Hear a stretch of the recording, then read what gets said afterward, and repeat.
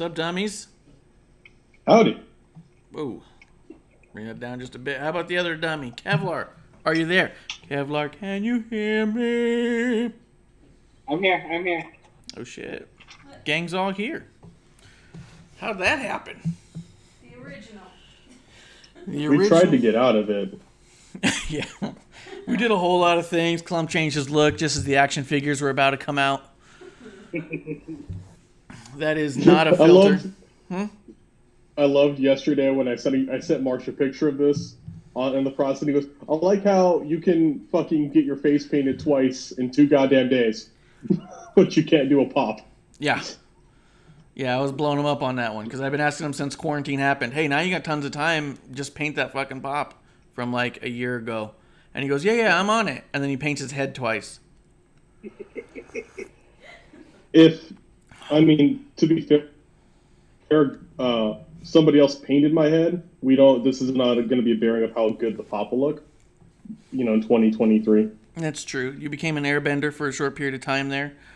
This is not a filter by any means. He's not actually putting on a Groucho Marx filter. We learned my eyebrows are very thick because we did do the eyebrows. Yeah. I feel like you painted more of your head than the eyebrows and it just stuck that way.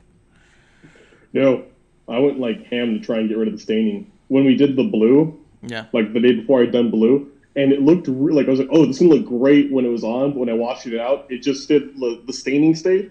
Yeah. And my hair turned like a weird kind of gray, like it looked like I was just sick. Like it looked like I was in a communist movie. Yeah. I could see that. Hey, Kevlar, go ahead and say something. What's up? How'd you guys both suddenly get way quieter? I'm turning you guys up. Against my better judgment, I'm going to turn you guys up. How's that? Testing? Hello? Yeah. Yes, that's good. Did you do something on your side to turn them down? No. Because they're low over here now. Guys, say something?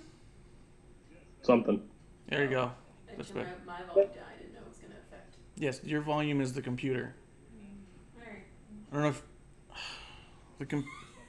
This is all computer.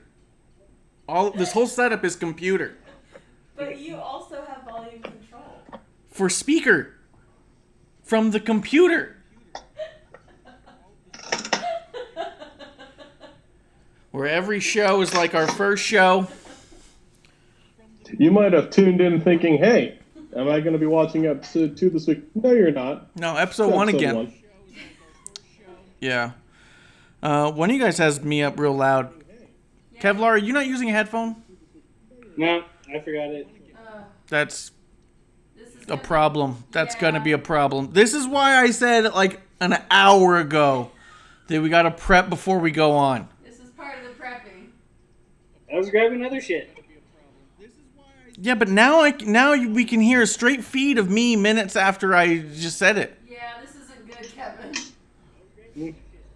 How are you responding so well in time when it's that... Yeah, this sucks. Wait, are you just making up shit to say to us?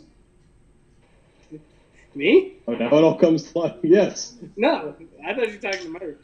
So, Kevin, it's like when you call a radio show and they tell you to turn your radio off. It's the same thing. Yeah. Because now we're hearing an echo. We're hearing a hefty echo on me now. Do you have like a headphone you can put on? Yeah, I can go grab it. It's going to take me a second. Yeah, go get it. Go get it. It's going to be a long fucking show otherwise. I'll tell you what, I'll continue to razz Clump while you're gone. You won't miss much. No.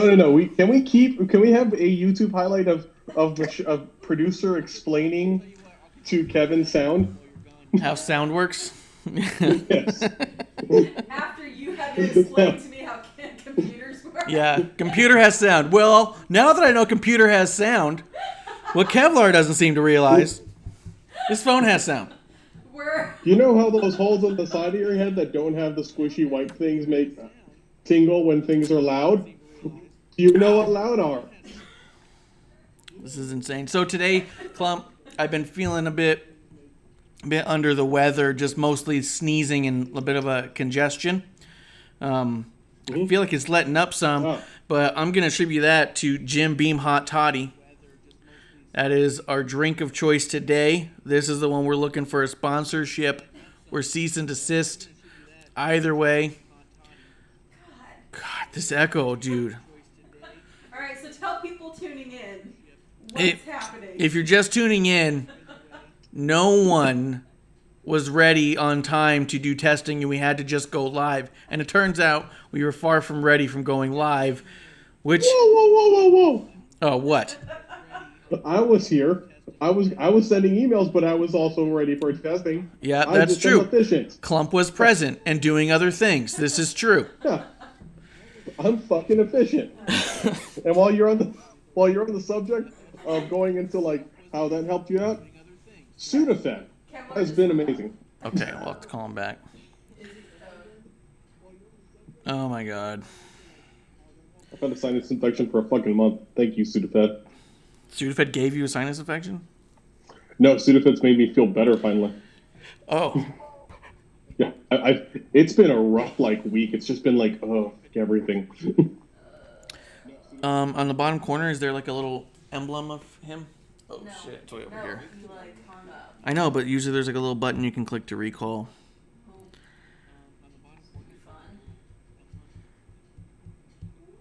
Hey, Clump? No. Clump's there. Why am I still hearing an echo of me then? Do you have our sound up as far as Yeah. Yeah, but no, is there the monitor? Does it say monitoring? Where? Oh, I hear it too. Yeah. Alexa, stop you blasting the goddamn podcast. Okay. I know we're boring. Thank you, though. Alexa, stop you blasting the goddamn podcast. I know we're boring. Thank you, though. We can still hear it. He's not even connected. Alright, so what is this? What are we doing? I don't know. Wait,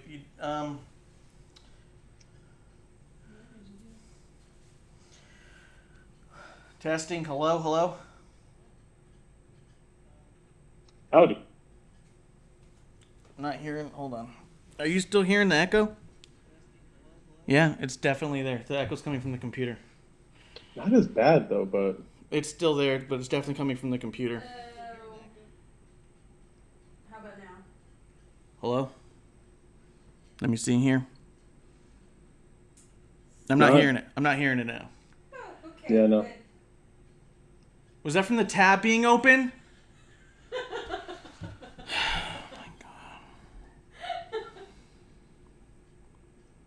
How does audio output make no sense to anybody? This is why I said to do this an hour ago. I'm giving you content. this is why I said to do this an hour ago. Hi, Aaron. What's up, Aaron? Aaron's not hearing the echo, which means it was just low enough, which is good, but the echo's gone away.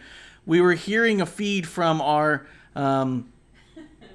computer echoing back at us, making it pretty horrible. Clump? Yeah. We gotta call back Kevlar. God damn it. Yeah, let me see. God damn it, pal. Just because it's gonna be. Yep, go for it.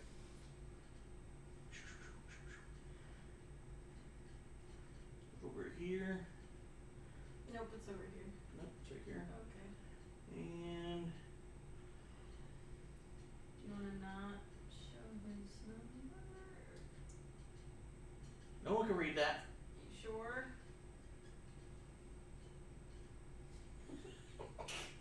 Yeah, really good. Yeah. Real smooth. Yeah, Kevlar, pick up the phone! Oh my god. I bet he's still looking for headphones too. If you're just I got joining us- $5 If you're just he joining comes us- in with his kids' Xbox headphones. Yeah, we gave his kids headphones, didn't we? The Rock and Roll Express ones? Good. Hell, Kevin. Let me see if Kevin. Kevin Oh my god. sucks. We're losing all of our viewers. Yep. Yeah, we had a few. Oh, shit. More layoffs that we wanted to get into. Let me see. All right, he didn't pick up. He's gone, so you can take your hand off. Okay. So, I'm gonna text him. Yeah. Let me see. Tell him to tell us when he's ready, because can't keep doing this. Welcome, if you're tuning in for the first time.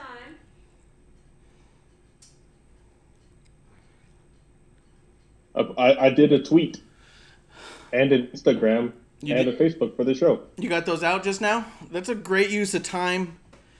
What the fuck were we doing otherwise? I know. No, I'm saying that was good. Yeah. Good thing. Sorry, I got defensive. It's been one of them days. It's new and improved clump. Yeah. He's looking less like a clump.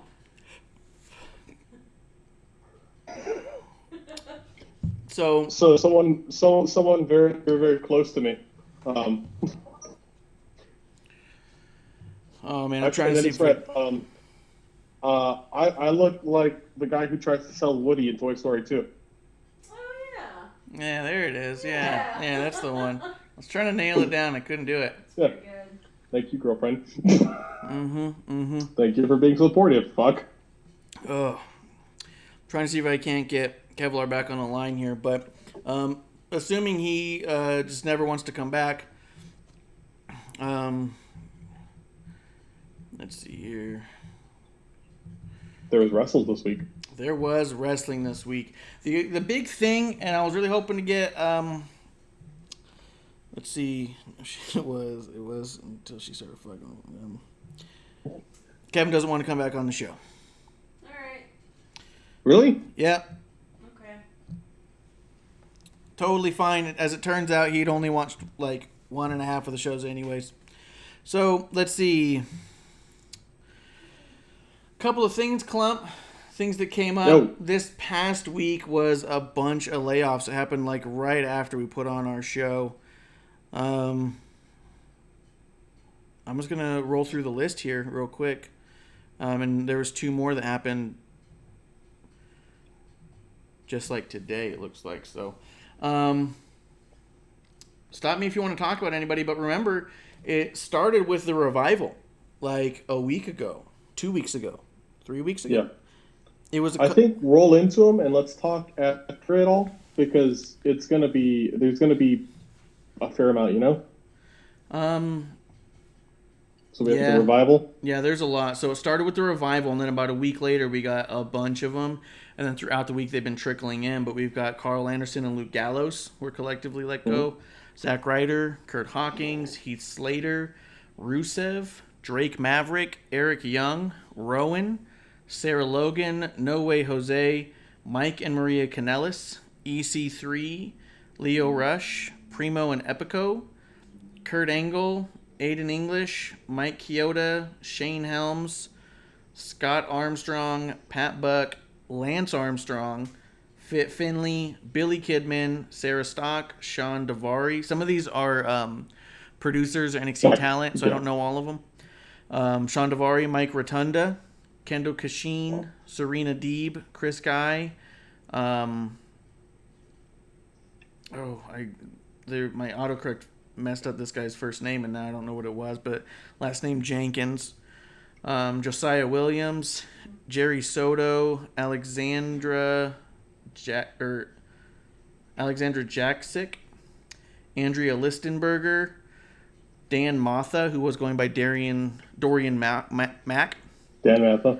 Dan Matha. And then a bunch of NXT talent: Nick Augarelli, Tenara Conti, Mars Wang, Cesar Bononi, Tino Sabatelli, Deanna Perrazzo, Faisal Kurdi, Husan Al-Dagal, Muhammad Fahim, Marcus Gomez, Edgar Lopez, and Yifing, who's going by Rocky.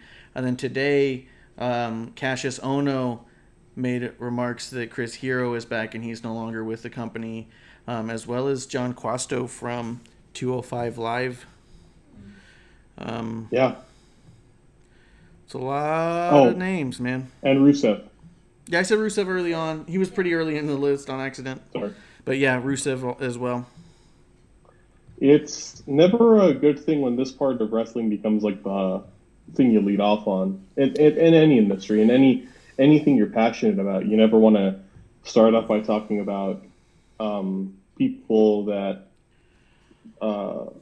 do what you are passionate about and create some of your favorite moments being released. And there's it's a big list, and there's a lot of emotion behind it right now. And that's the other thing is I've had a lot of conversations with people who don't watch wrestling about what happened, and it's been difficult because they've not really.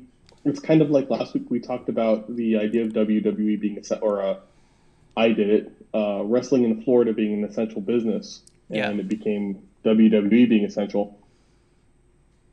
A lot of people bringing this up because of other parts of what's happening with it, other parts that are kind of external to the company and more related to the people involved in the company. And it's hard, Yeah. At the end of the day, we don't know we know a lot of, we can assume the factors that caused a lot of these layoffs, and that would be the situation going on in the world right now. We don't know much beyond that, and even that's assuming something. So we can't throw that out like we know this, or that we're and have some sense of anger at people, because at the end of the day, what's important here is people that we really liked. They're in a weird spot now, and this could be good, this could be bad, but it's different. Yeah, there's definitely a lot of reasons to be bummed out about it. I do think that it's not necessary for the people to go on the tirades they go on, demanding some form of justice or trying to pretend like they understand what it takes to go through what that company's going through right now. I think that we're given such limited knowledge on the inner workings of a billion-dollar company that it's kind of silly for us to presume that, oh, I know how to run that business better than the people there. I just don't. I'd like to think that every one of these phone calls was not exactly fun for Mark Carano. I mean, Christ, that had to be the worst day of his whole career, to call that many people in a day, Even for HR. And I think he's talent relations, so he is effectively the HR.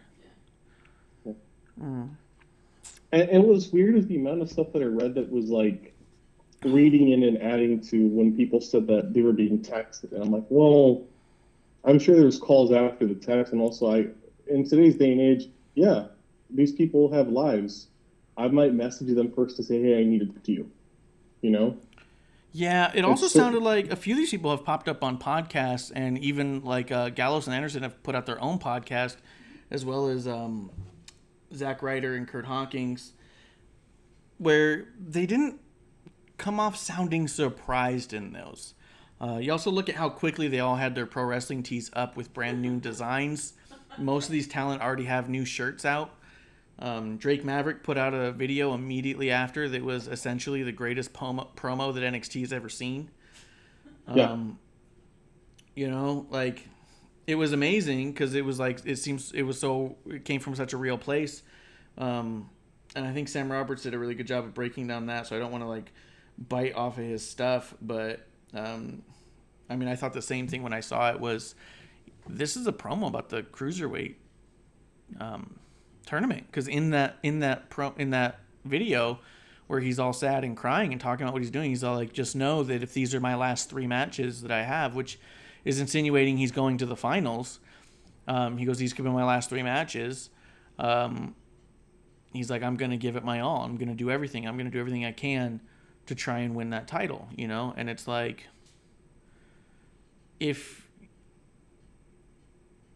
even if you're going to lose one of those, he's still saying he's going to be there for up to 3 matches. You know what I mean? Like, he's not letting the veil down for that.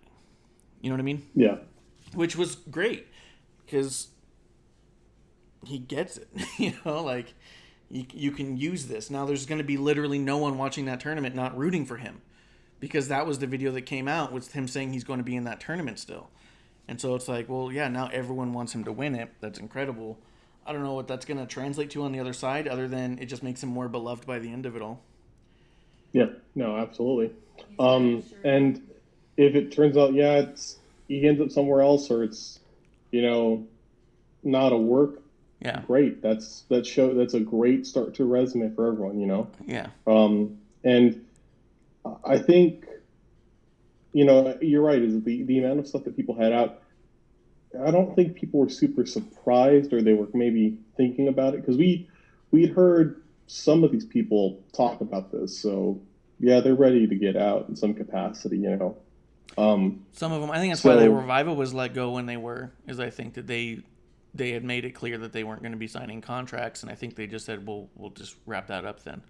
The other thing we don't know is we don't know their contracts. We don't know how any of these contract things work out. I've heard back and forth between different companies, or not, between articles and stuff, and one of the things that was thrown out there is it sounds like to someone that they were getting their buyouts, which was I know Bully Ray mentioned it on Busted Open, that this is why the downside guarantee is so important to the talent at this point, because of the downsides, wherever those people were at in their contracts, they had to be paid their downside, I think, to get out.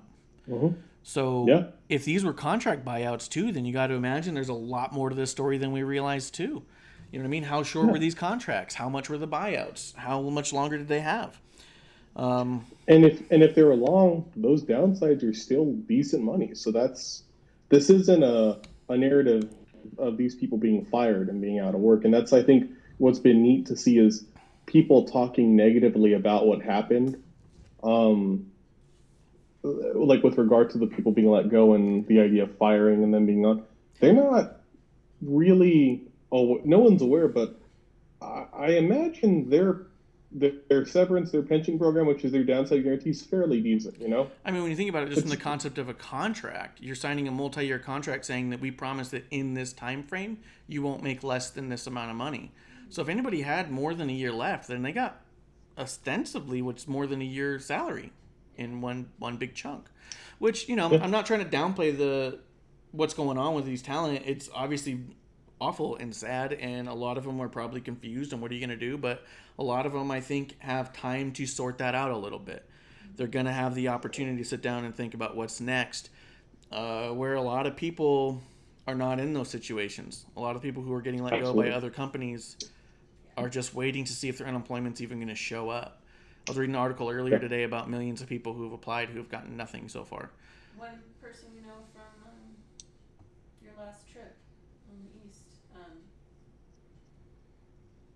forget her name, but she's waiting for unemployment in California, and it's been weeks. Oh, yeah. So, yeah, we know a few people who are still waiting on it. There are people who we know here locally who are starting to get it. So, I mean, it's just a big mess. And I think that the outrage for these layoffs, I think it just helps the narrative that was already there of people trying to say the company's evil. I don't think that they're having productive conversations. I don't think they're thinking about what's up for the talent. One thing I feel bad for a lot of them. I talked to you a little, but I also think they're in a good spot. Yeah. One thing. What's up, Blue Dirt? I talked to you a little bit outside of this, and we heard a few people like with certain talents talk about them going to other promotions like AEW, and then there's a story of a person who works for story of JR talking about Vince or about Rusev going to AEW, and I found that wholly inappropriate. Yeah.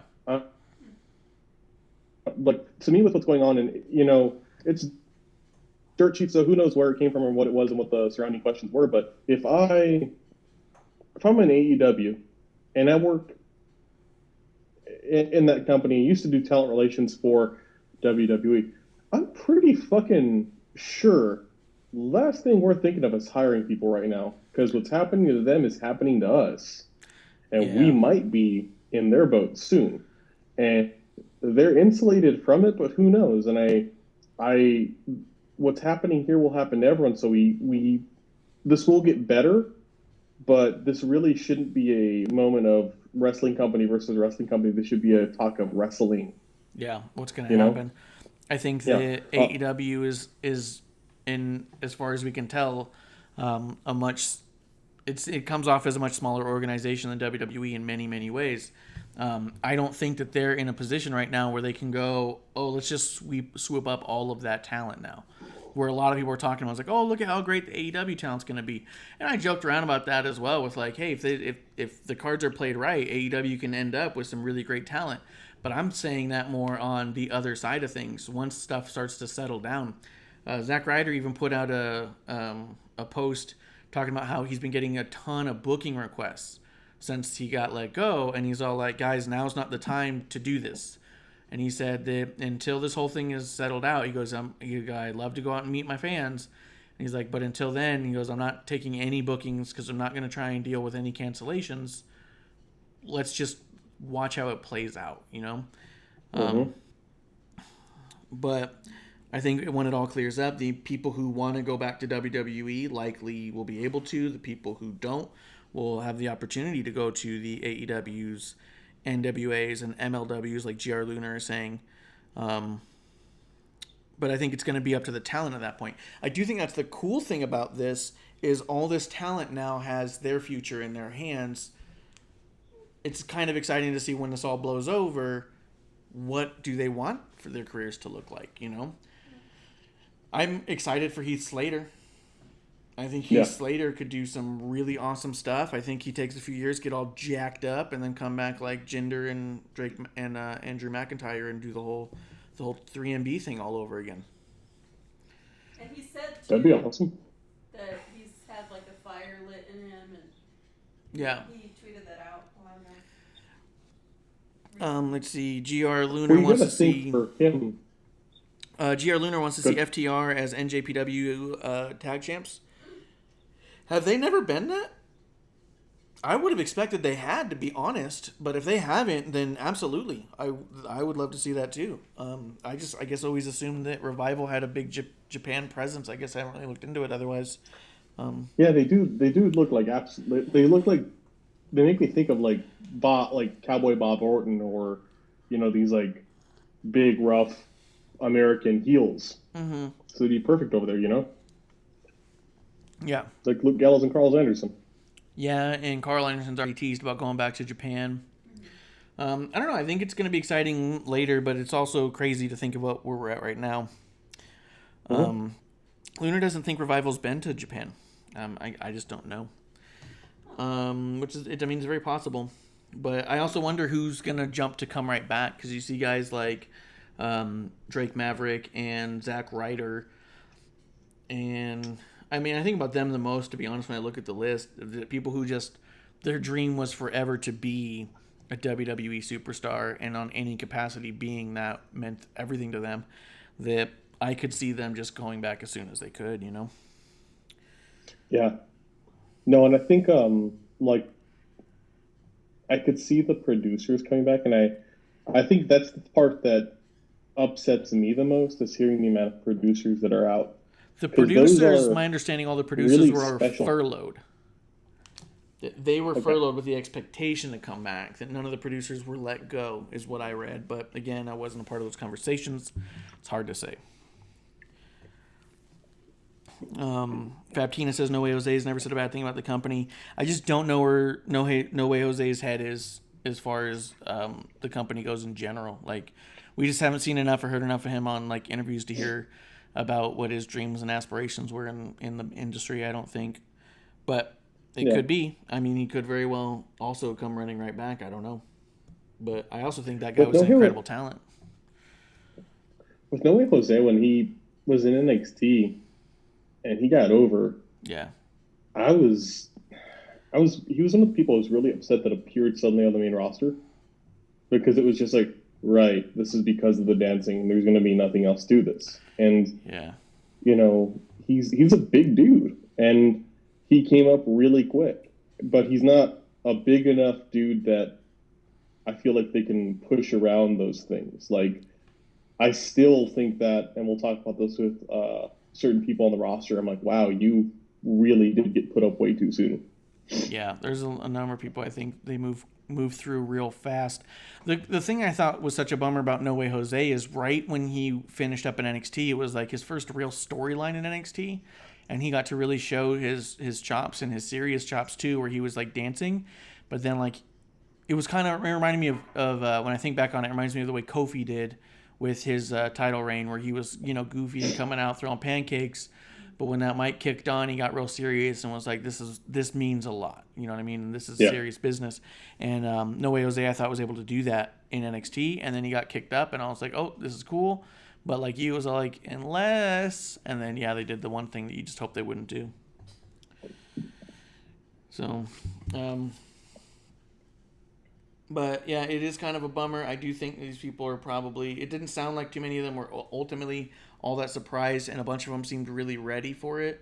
And I'm kind of excited to see what happens with them, but there's always a bummer to it. We put out a post saying that it just kind of hits a little bit different when all your heroes, or when a group of your heroes seem to be like lost and confused and not sure what they're supposed to do because they're no longer living that dream anymore. But I guess the answer is up to them. You know what I mean? It's up to them, and if they're going to continue to live that dream in any way. So, and the economy. And the economy has to do its thing, and people have to stay the fuck inside. But that's neither here nor there, I suppose. Read recently on Twitter that the virus is considering succumbing to the protests, and the virus may be willing to negotiate. I believe I read that. Let's see. I believe that was Aaron Marsh's Twitter. Let's see. Was there much else? Gronk re-signed with the NFL. That's the 24/7 champ. What did he sign with? The Buccaneers. He got traded. He was traded along with like a couple of draft picks from the Patriots to the Buccaneers. But he's been retired for 2 years. Was he retired last year? Yeah. He retired 2018. Well, then he's back. You know why? It sounds like. I don't know. Because Brady went to the Buccaneers. I wonder if Brady made a phone call and was all like, hey, dude, think what we could do for the Bucs. And he was like, sounds like a party, I'm supposed to be down there already, but okay. Yeah. My belief is that Gronk was like, hey, WrestleMania wasn't as big a party as I anticipated. Yeah. And I think that's a testament to, maybe the one real weakness of the closed event WrestleMania was Gronk. And it wasn't so much that he was weak, it was having hype party guy in a quiet room doesn't work out. Yeah, he has he ended up in a real missed opportunity situation for sure. Being such a charismatic crowd type guy, and then to be there looking at a camera in a quiet room was kind of not his thing. So my belief is that he doesn't like the look of WrestleMania, and that's why he left the company with the title. If we never see the 24/7 title again, that would be a really interesting way for it to go.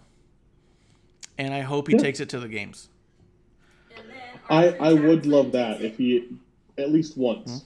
If he what? And then R-Truth tackles him and takes it. R-Truth could be in a football uniform. He's played football before. Opening season game, Buccaneers versus whoever, and they draft R-Truth, Ron Killings. Who's Atlanta? Is that the Falcons? I could see R-Truth being in a Falcons jersey and tackling Gronk, and then one of the refs dropping to their knees, and it turns out it's a WWE ref, and then the title switches hands and runs off. Yeah. Ooh, have Mike Chioda become have him become an NFL ref. Ooh. All a big work. Yeah. Mike Chioda could definitely go to NFL and help out. Makes sense. It's the only thing that makes sense to me. But yeah, Gronk's going to be at the Buccaneers. He's going to be the first Buccaneer to be a 24/7 champion. I guess we see where it goes from there. What are you doing? Don't worry about it. Are you like? It sounds like you're manually inputting credit cards. Stop. Oh my god. It's really loud. Yeah, we lost a Yeah. viewer. But... Yeah, someone kicked out. Let's see. This is some long-term booking for sure. Yeah, Vince is a genius if he gets that 27 title in the opening game. I like that. Ooh, but we gained one. Hello, if you're joining us for the first time. Yeah, welcome back. Howdy. Jared Luner says that he was getting an $18.5 million a year contract with the Buccaneers. How many years did he sign for? I would guess 2 or 3. It says 18.5 a year. Yep, that's not how many years though. That's what I was asking. How many years? Yeah, but even 1 year, that's pretty sweet. Yeah, and unless it's a 1 year contract, then it really doesn't mean as much to say a year. So I'm guessing it's a 2 or 3 year contract. That's all I kind of had for the news. Did you have anything else news-wise there, Clump? Not really. I mean, yeah, that was it. It was a pretty long week because of the... Yawn first. Sorry. It was a pretty long week. The weight of those firings and that announcement really dominated wrestling and furloughs this week. And yeah, let's hope that we can get to more content or at least less of that moving forward, you know? Yeah. Yeah, it did seem like it was kind of the main focus. And again, I feel like that anything that WWE does right now just comes off as evil because people don't know how else to think about that company specifically. But a lot of companies are doing the same kind of, are in the same kind of stress. I just wonder, because I mean, when we think about our view of the company and the way that they want to portray themselves typically as being this big giant, this big machine, you know, billion-dollar company, it makes you wonder how much we don't know. The other thing is, I know we touched ground on it last week, but Vince is part of that team now, which is a large team. It's not like a team of Trump and Vince alone. There was a lot of people, but he's got a voice in the conversation of how do you restart the economy. I think that him being that close with Trump and that close with the look of the economy, I wonder if he's doing stuff now because he knows what it's gonna be like in a year. You know what I mean? Yeah. There was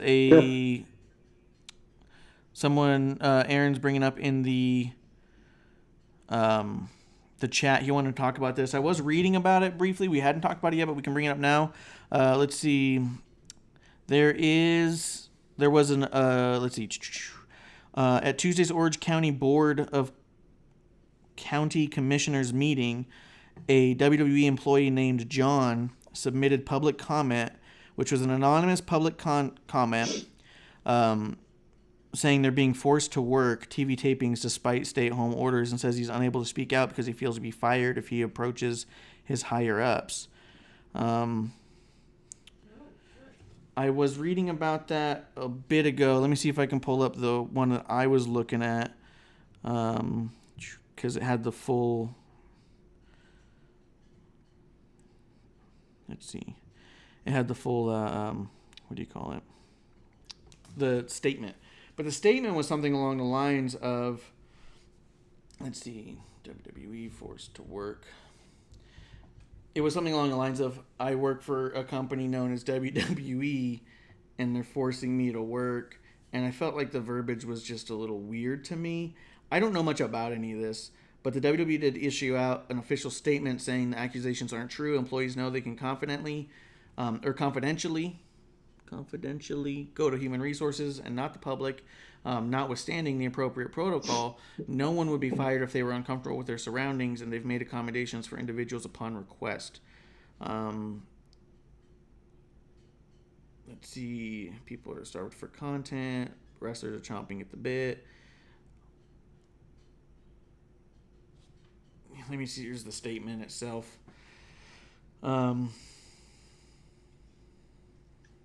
It says, despite sanitary precautions, they can't maintain social distancing at WWE tapings, and they have to touch the others. They've requested the government shut down the taping so everyone else can follow social distancing rules without fear of losing their jobs. And at some point, I did read where he said I don't feel like I can go to my higher ups because I would be fired, and I need this job. The way that, I mean, the wording of it, fuck, I can't believe I've lost it already because I was like super into it. The wording of it does feel really weird. Like I don't. It sounded the like reason a I'm fan. cautious is I don't want to lend it anything, but I also never, we don't know. This could be, it might be a person who may within a department. They're a small company, but they're not that small. You know what I mean? Yeah. Like if you work at, I worked at companies of 300 or so people, and I could see people in their departments who their perception of the company was very different than other people based on their supervisor, Yes. Yeah. Not to be an apologist for things, but the reason is we don't know what's happening. So we don't have anything to be mad about, nor do we have much to apologize about. Yeah. Okay, I found it right here. My employer, World Wrestling Entertainment, aka WWE, is forcing me to work the TV tapings for its weekly shows despite stay-at-home orders for coronavirus. I am unable to speak out as I need this job, and I know I will be fired if I approach my higher-ups. Despite sanitary precautions, we cannot maintain social distancing and have to touch other people. I request the government to shut down these tapings and enforce the stay-at-home order so my colleagues and I may follow social distancing rules without fear or repercussion of losing our jobs. That reads to me like a fan. And maybe that's just because I've seen so much shit on the web right now, people saying the exact same thing. Except if it were Heath Slater.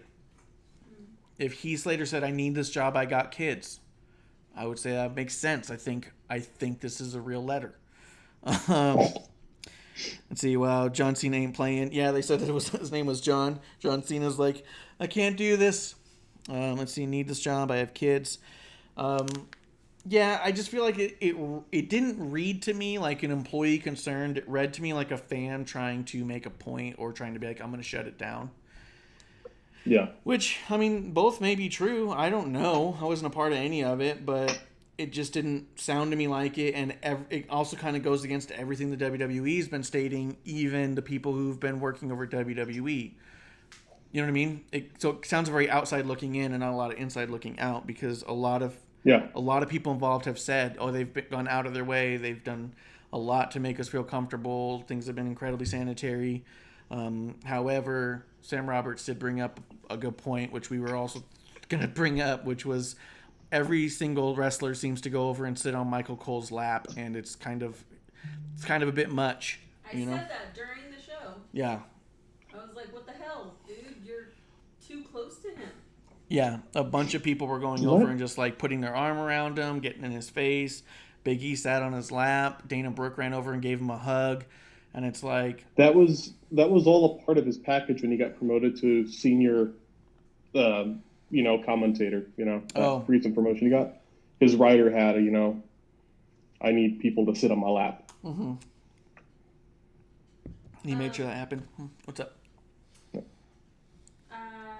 little bit of news. Crazy Steve is back in Impact. I don't know if that's considered that news. Do you know who Crazy Steve is, Clump? Nope. Me neither. Never heard of him. Former XFL Commissioner Oliver Luck sues Vince for wrongful termination. Yeah, I did see that. XFL Commissioner Oliver Luck was suing Vince McMahon because his contract stated he would make $20 to $25 million over the next several years, as long as he was not terminated without cause. And so his wrongful termination suit is that he was fired without cause. Like the bankruptcy of a company is no cause to be fired. I don't know. I'm not a lawyer. I'm no Star Jones, that's for sure. But to me, it doesn't. I wasn't impressed by the idea of that lawsuit. But that lawsuit is happening, and I guess we'll see how that plays out. I'd be interested, because just hearing about what we've been hearing about, I believe if the company I worked for went under, I wouldn't say, how dare they fire me. I think, what I mean? Like, I don't know. It just...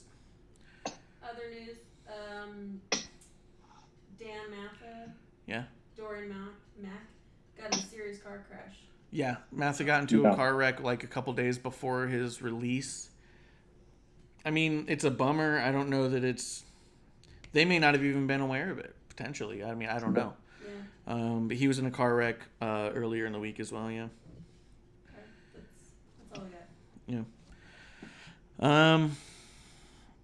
Did you guys have anything to say about that WWE employee saying they're forced to work? It doesn't sound real to me.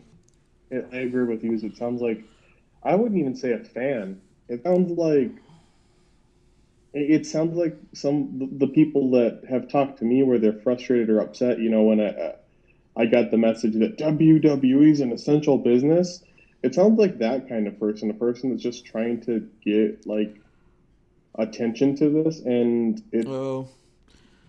yeah, not even a real fan, but somebody who's just hearing about it and is outraged. Yes, false outrage. And to me, like, again, if the only thing I could see, like I said, is if you have a disgruntled employee within a department or something like that, yeah. I mean, if it's something that high up and you want to go that far and you're within WWE, I don't know what level you are that you want to write it like that. Don't go through there's so many layers to it. Like there's most people, or a lot of people in this company, they're professionals. They're making a fairly decent amount of money. You know, even if you're, at our level, if you're going to go put something out there regarding where you're working, you might reach out to a lawyer or type it up or have somebody, read it in a way, or you get what I mean? Yeah, this isn't going to be the way that's going to make that happen. The other thing being, like, saying, like, the fact that it was written to the government to shut down WWE specifically, I think is also a bit weird, because I think that if you're in on it, then you're probably also more aware that WWE was not the only company allowed to continue business because of that thing. So you think that there'd be a mention of at least something else other than I just need my job and I'm afraid to get fired.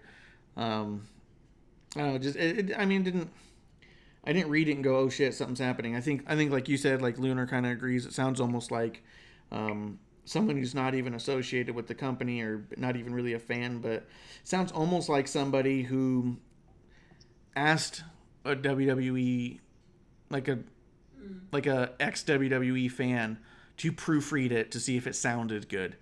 You know what I mean?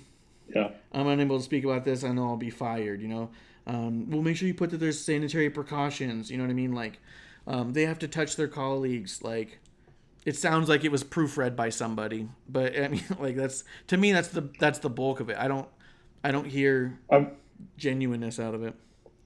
I've never heard anyone in any document regarding their job and like a worry of that, unless they are talking to an HR person, like in person, use the word fired and not terminated. You get what I mean? Yeah, that's like true. That.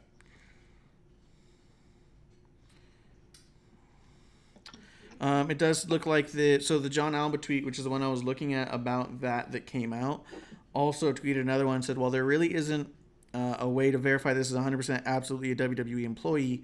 Given the nature of the complaint, it should be noted there have been several within the company who have expressed concern, many privately, over the tapings continuing. And expressing concern is a valid thing to do, but that's different than this. It is different, and I do think that, like, I do agree with that, I mean, you don't have to look too far to just see Roman Reigns stepping out of it and literally days before WrestleMania and being just sidelined until they can do something about it. You know what I mean? Like, I don't think that it's wrong of Roman or anybody else to express a concern and then stay home. Leo Rush, he got fired for it, but well, he wasn't an anonymous source. Yeah, no, but Leo Rush did say he didn't want to work during this and then was complaining that he wasn't in the tournament, and then right after that got his release. I don't think they're connected, but I don't know. Let's see. I don't like it. Something smells weird about it, Yeah.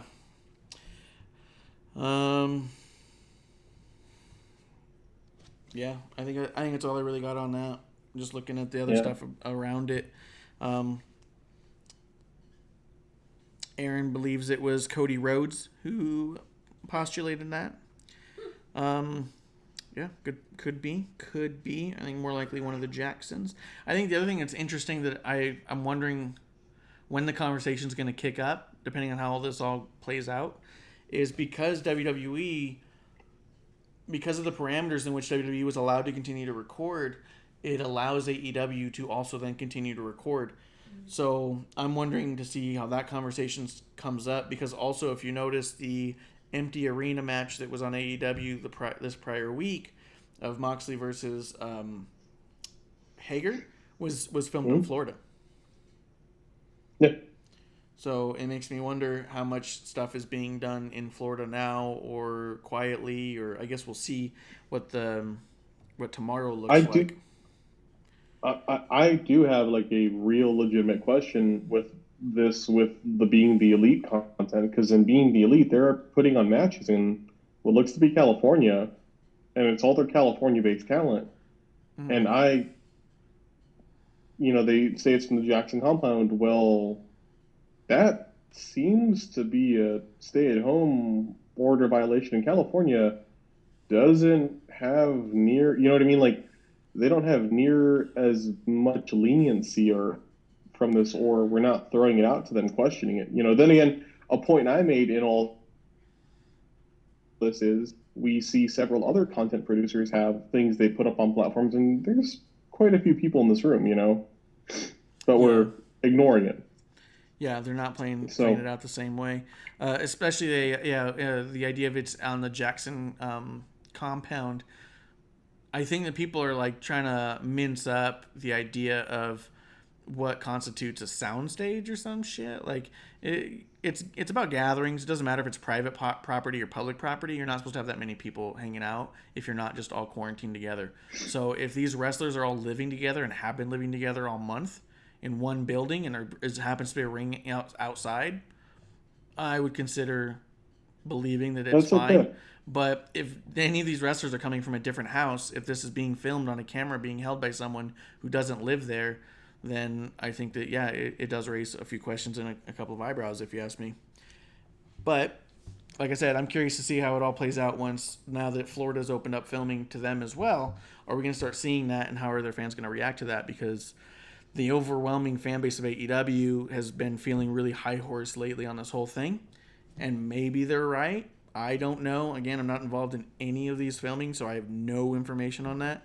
But you can see the attitude online when it comes to AEW versus WWE and the hateful tweets that go back and forth all the time. And that's their big high horse right now, is that AEW is not filming in Florida. So we'll see how it plays through. I wonder if AEW's able to and afraid to because of their fan base. You know what I mean? But I wonder that too. I think, sometimes I wonder with like some of the narrative we've seen from not even the talent, but like it's funny is it comes from like weird elements within the company, like Tony Khan or like certain wrestlers, that they're worried in losing that core kind of shitty group of fans.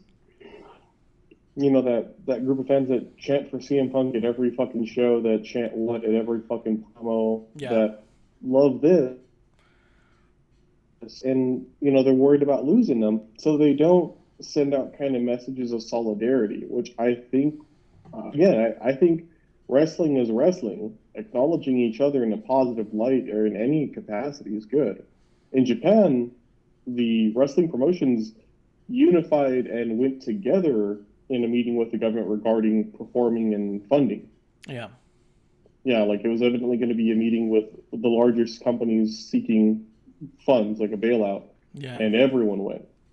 And it wasn't a bailout. It was regarding like performances, and everyone went. So a lot of promotions, higher ups went, and evidently, evidently also there's been a lot made positively about how they've handled their performance and stuff. And, that could be something we could do here, talk about what's happening in a positive light, what each other are doing, or talk about how Ring of Honor is putting up on their channel so much great old content. It's awesome. You can go watch Young Bucks matches. You can watch Kevin Steen matches, I had to unfollow them on Twitter. Oh, why? Because the other day they decided to put up it appeared they were putting up every single match they had like ever, and individualized tweets. So my entire timeline was just Ring of Honor. So I just unfollowed them and thought, okay, that's done. I can follow them. Maybe they hugged too hard. Yeah, it was all individualized tweets of this match is here, this match is here, this match is here, this match is here. And I was like, literally, I've noticed at like, because I don't have my Twitter open all the time, but I went to the Twitter and it was like episode 80 something. And as I started scrolling down, I realized I was getting nothing else on my timeline. And all these alerts were just dropping down as I was in the app of it. And I was like, nope. And anytime I refreshed the app, it was just a whole bunch more Ring of Honor. And I was like, yeah, forget it. There's no point in me sifting through this shit. I'm not supposed to be in this email. Reply all. I'm not supposed to be in this email. Yeah. Reply all on that for sure. Did you watch any of NXT? No. So let's touch ground on that a little bit. What draws you to not watching content right now? And I think the reason I ask is just because we're looking at a time where ratings are going down and everyone's at home starved for content. So why would ratings not at least plateau? Why are they not going up? But they seem to be going down. What's happening on your side of things in your mentality that makes you go, you know what? I'd rather not get more content right now. Well, NXT, I think it's like just that tipping point of overloading to me, where it's like maybe a little bit too much for me personally for this type of content. Like more hours in the week thing. And it's me, I could budget my time better. Which is fine. I'm not saying you have to, but I'm saying you're not. So there's got to be something at least underlying there that makes you not feel like you should. Especially like what I think is interesting about it. And my main reason of actually wanting Kevlar on today was because I want to talk to him about it, because he doesn't watch much wrestling at all at this point. And we're on a show where that's what we do. And we made this commitment to do this every week. And yet most of us are not catching everything every week. Like, I finally sat down this morning to finish watching, or to watch AEW at all. I realized I hadn't even touched it. So it's like, what is it that's drawing you to not looking for that content? I wonder if part of it is that there's so much other stuff. Like, you know what I mean? Like, there's so much Netflix, HBO, there's people looking at other series. There's so much time in the day that people are trying to kill. I wonder if it's just not in their routine anymore. You know what I mean? There's a lot of stuff, and it's easy to fall into certain things. And sometimes with wrestling, it's not. And maybe I watch it more with the eye of I'm watching it for this. That I don't. Like, I don't watch it without, like, something where I can kind of note something down by me. Yeah. And sometimes I want to watch, like, something where I can just zone out for a bit. So it's that. I think with Wednesdays, part of it is, even though I'm not watching it live, I want to make sure I watch AEW, and I think for a period it was me watching AEW and you guys were watching NXT, so I wanted to at least be able to say, well, I got AEW down for you guys. Oh, yeah, for sure. Yeah.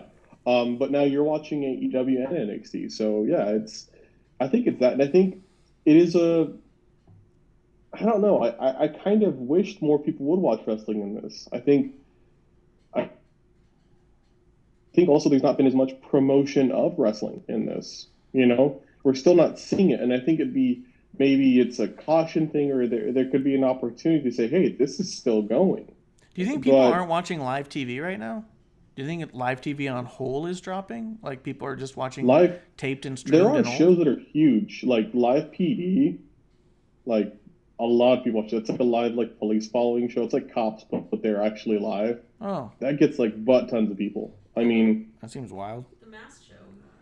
The Masked Singer we watch, but that's like the one thing we watch live every week. Well, and we watch wrestling live, but I'm just wondering if on whole, if the reason we're seeing ratings drop, or a factor of it, is that people they're not in the routine of going to work, going to do doing this thing, popping on wrestling and having dinner and shit. I wonder if because the routine is broken, and because people are starting to stream so much stuff, that it's just not part of their routine to watch wrestling anymore. I can get that. I also think that maybe in the nature of how it's when you produce it as like almost like a sports-like item, can feel weird if you're not like the wrestling person to watch it and be like, what's this? Oh, it's from like a year ago. Well, wait, why are you watching it now? You know what I mean? Like some people, like I could see people having trouble getting into that, and then also, some people I think I hear people say, well, it's hard to jump back into it. Yeah. You know, but that wasn't the case for me. When I jumped back into it, it was pretty easy. You know, like it made me want to go look for older stuff and say, well, what happened to this guy and this guy? It wasn't hard to jump back in. It changes so much. I think a lot of people too are off put by the idea of no audience, but only through prejudice and not because they watched it and didn't like it. You know what I mean? I think a lot of people are just all like, there's no audience there? Well, then I'm not going to watch. You know what I mean? They've put on great shows and they've done like interesting stuff. So it's explorative. It's a unique thing to talk about. It's a unique kind of problem. You know, I wonder that maybe. What is wrong with you, dude? No, it can't be a network thing. I was going to say is that maybe like people are getting rid of like cable, but no, Fox is where Scan is, and USA and TNT are on the most basic of basic cable. Yeah. Yeah. The Masked Singer got good. They really got good ratings last week. The last week one that everyone hated? The one aired, the broadcast was April 1st, yeah. No, that was not last week. But what was the ratings on April 1st? For adults 18 to 49, the live, there's like two numbers. Live SD. Okay. Whatever that means. 2.4, and then live plus 7. Yeah. 3.4. 3.4. So was it 2.7 and 3.4? 2.4 and 3.4. 2.4 and 3.4 for Masked Singer. But, I mean, that was April 1st. That was the beginning of this month. I don't know. Maybe people are just hooked into that one because it was mid-season. But even then, that's not huge. I mean, WWE Raw this week was, plummeted, and it was at around 1.9. So, I mean, you're still getting around 2 million still people. Huge. Yeah, still good. Yeah, I mean, that's still triple what NXT and AEW are getting. I wonder, and there's a lot. Maybe it's a sports thing. People assume it's a sport, so they're like, well, sports aren't there, you know what I mean? Mm-hmm. And they don't even know. I also, maybe it's just one of those weird waxing, waning period, and they need to do more to get it out. Because, a lot of sports are not getting as much viewers as they were, It's just like a time thing. Maybe it's outrage, Yeah, maybe. People not feeling they can relate to the performers. I don't know. Maybe. I think that definitely a sign that we're in this for a long haul, though, is NXT had two debuts. Timothy Thatcher debuted in a tag match with Matt Riddle, taking Bruiserweight's place. Are you familiar with Timothy Thatcher? I'm not. He's kind of booked like a murderer. It's pretty gnarly.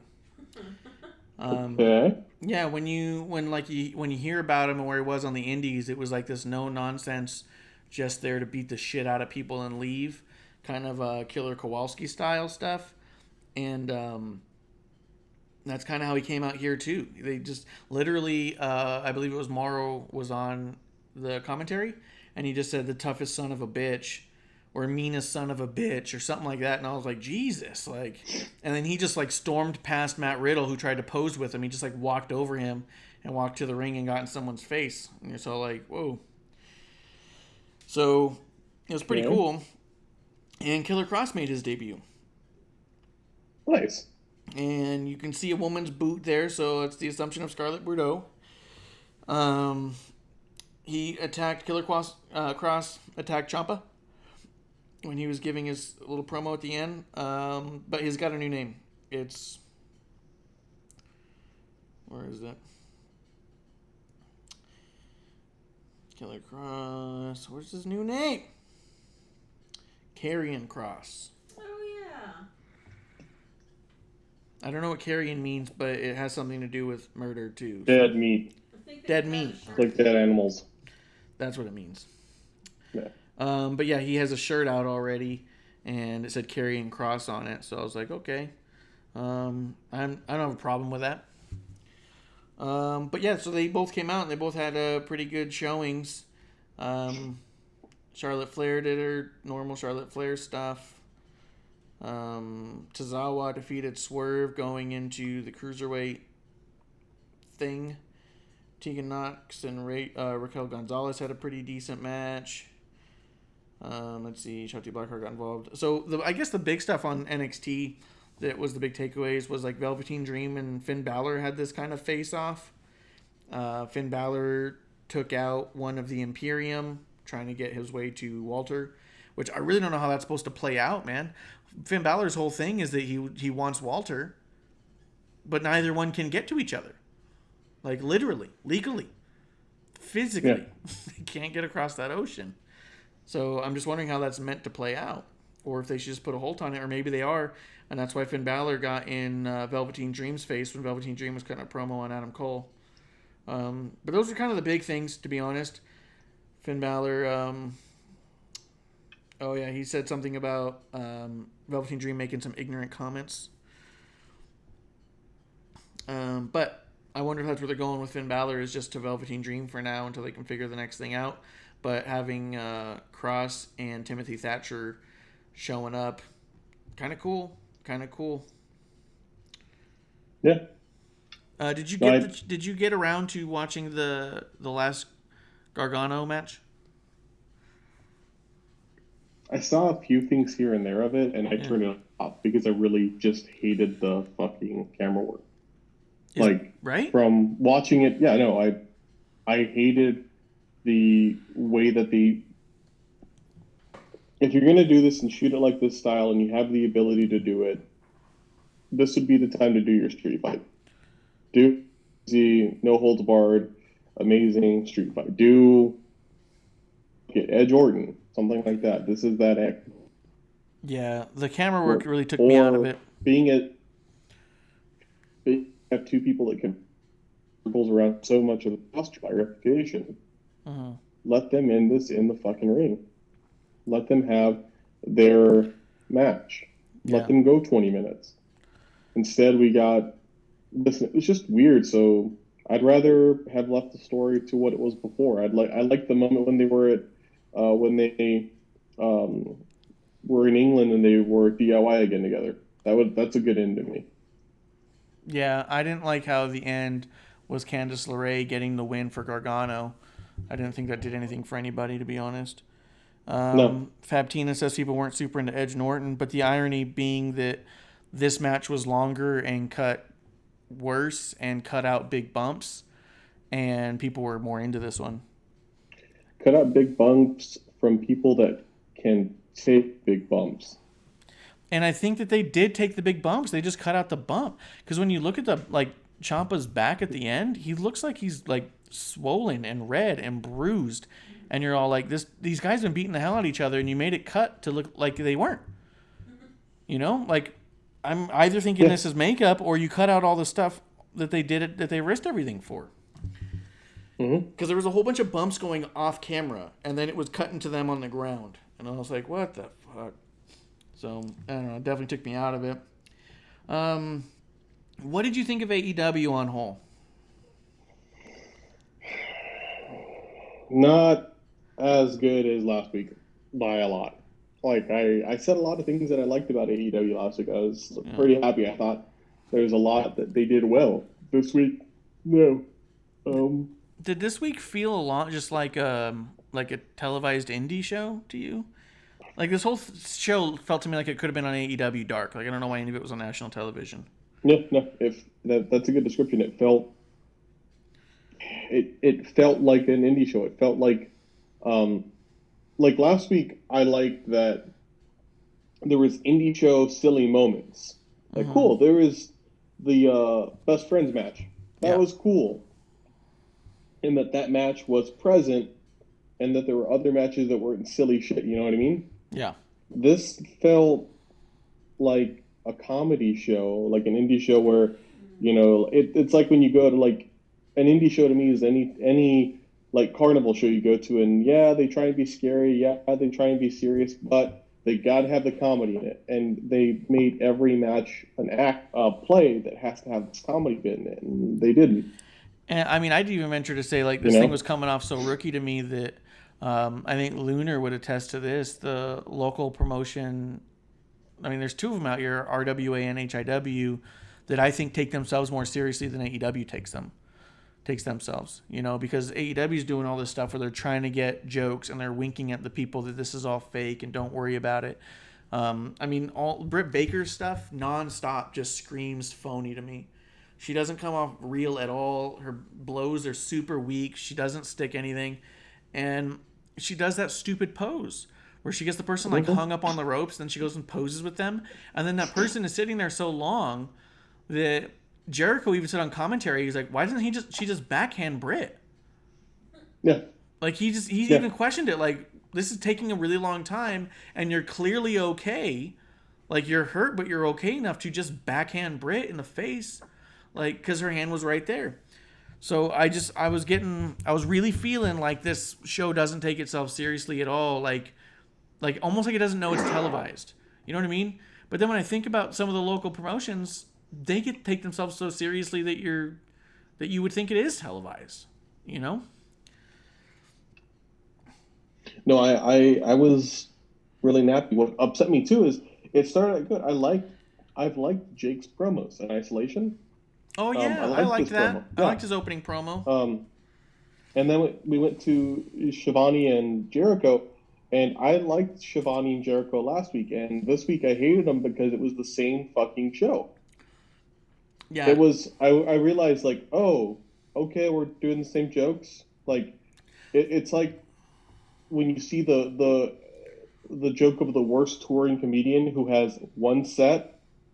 And you go see him like every year, and you're there, and like you see people laughing, and it's at the same jokes you laughed at 2 years ago, 3 years ago, and 4 years ago, and that's what this was. It was like, oh, cool, this is the same shit.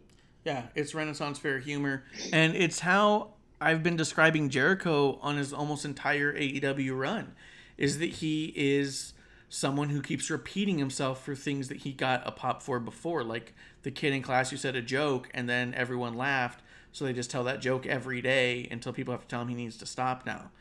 That's what Jericho's coming off as, and his commentary I felt was that too. There were times where I was all like, this is a different show, right? Like, I was double checking because I really felt like that Jericho was reusing everything from the previous week. Yeah, no, I agree with that. That was first just not a great off. I actually liked Colt Cabana versus Lance Archer. I thought you would like that one. I don't have a ton of complaints about it other than I don't think Colt Cabana showing that much heart in the first bout with Lance Archer against a human-sized fighter. I don't think it does a lot for Lance Archer. So I just didn't think that I felt like they could have, as strong as Lance looked in here, I feel like Colt Cabana looked too strong in this one, and they could have just booked him with somebody else. Though I wasn't too upset with it, because in a sense, at least Colt, like he did, like, so I thought of it this way as I watched it. Yeah, he does silly things in his style, kind of like how Kenny does his run, but it wasn't like Young Bucks level to me, or like when some people were literally their moveset is humor, Yeah, like that wasn't my problem. My issue was how much Colt Cabana was kicking out of. Lance Archer being this huge dude who's doing crazy moves, and now it's being established that these moves are insane and agile for such a big dude, but they're not that strong. You know what I mean? Like, it kind of undermines the moveset for Lance Archer. I just wish he didn't have to go that far into his moveset with Colt Cabana. I do want to refer to Lance Archer now as the man with Jerusalem for an ass. Jerusalem, yes. Oh, yeah. Why is that? He has a tramp stamp of the three crosses. Oh, yeah. I did see that. Yeah. And I kept noticing. I was like, where was that? Jerusalem. All right. Yeah. So his ass is Jerusalem. Yeah, hell yeah, dude. But I mean, it wasn't a bad match. It's just a match that I feel like could have had a build and been on a pay-per-view, and could have been down the line. This was Lance Archer's effectively second match in the company as this new crazy murderous top heel, and he's having a tough time with Colt Cabana, who, I mean, if you want to book, like, I mean, I guess it's my complaint every week, is everyone's booked like they're a top star, so no one comes off like a top star, you know? So if everybody kicks out of everything every time, does it make the level, the playing field seem that elevated, or does it bring it all down, saying like there's no standouts, no one stands out?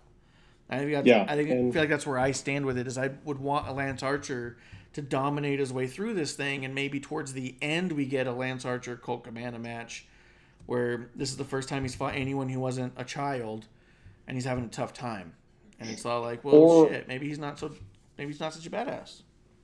Or have him crush Colt and then Colt come back and get it. Like, have it be one of those, he got him. Like Kofi Brock, he got him. It was the perfect move. He got him, you know? Yeah. And then Colt could come back, you know? Yeah, have him, crush him in a couple things, and have Colt Cabana just be like completely woozy and like, what the fuck was that? And then, you can build towards a story later where it's like, yeah, never again, dude. Like, but yeah, I just don't like how much trouble everyone has with everybody. Like Guevara and Sugar D. I don't know why that match had to go through. Yeah, that was a match. Yeah. I was like, wait, you skipped over Britt Baker and Cassandra Golden. No, I didn't. What'd you want to say about it? Where the fuck's Nyla Rose? Yeah. You thought what? You keep talking about that where these people are fighting for a number one contender, and that's awesome and compelling. Where the fuck's the champ? And I know this is a weird time, but have a video package, something. You know? I thought that too. I was trying to remember who the champ was, and I realized we haven't seen the champ since they won. Mm-hmm. Yep. Which also was before the quarantine. Yep. There was weeks of TV after that the champ has not been on. And then they went to quarantine, and then the champ continued not to show. Aaron says that everyone feels like a middle card. I agree with that, and I think that's where the show ended with me, was it felt like a middle card show. But yeah, there's no champ. Everyone's trying to get number one contender. The champion doesn't seem to have to defend against anyone. This just felt like a jobber match that went on too long for me. I didn't like Britt Baker's doing her stupid pose. I didn't like her promo with the role model stuff before it. It came off super Bayley, which I'm not saying she's biting off Bayley's stuff, but I also don't think it's difficult to find Bayley's work that's been ongoing for the last several months to where we get to where we are with Britt Baker today, just rehashing old Bayley lines. You know? Yeah. I agree. I want to like the character. It can be unique, but the way it's done is just, it feels like I'm watching someone learn to do this. Mm-hmm.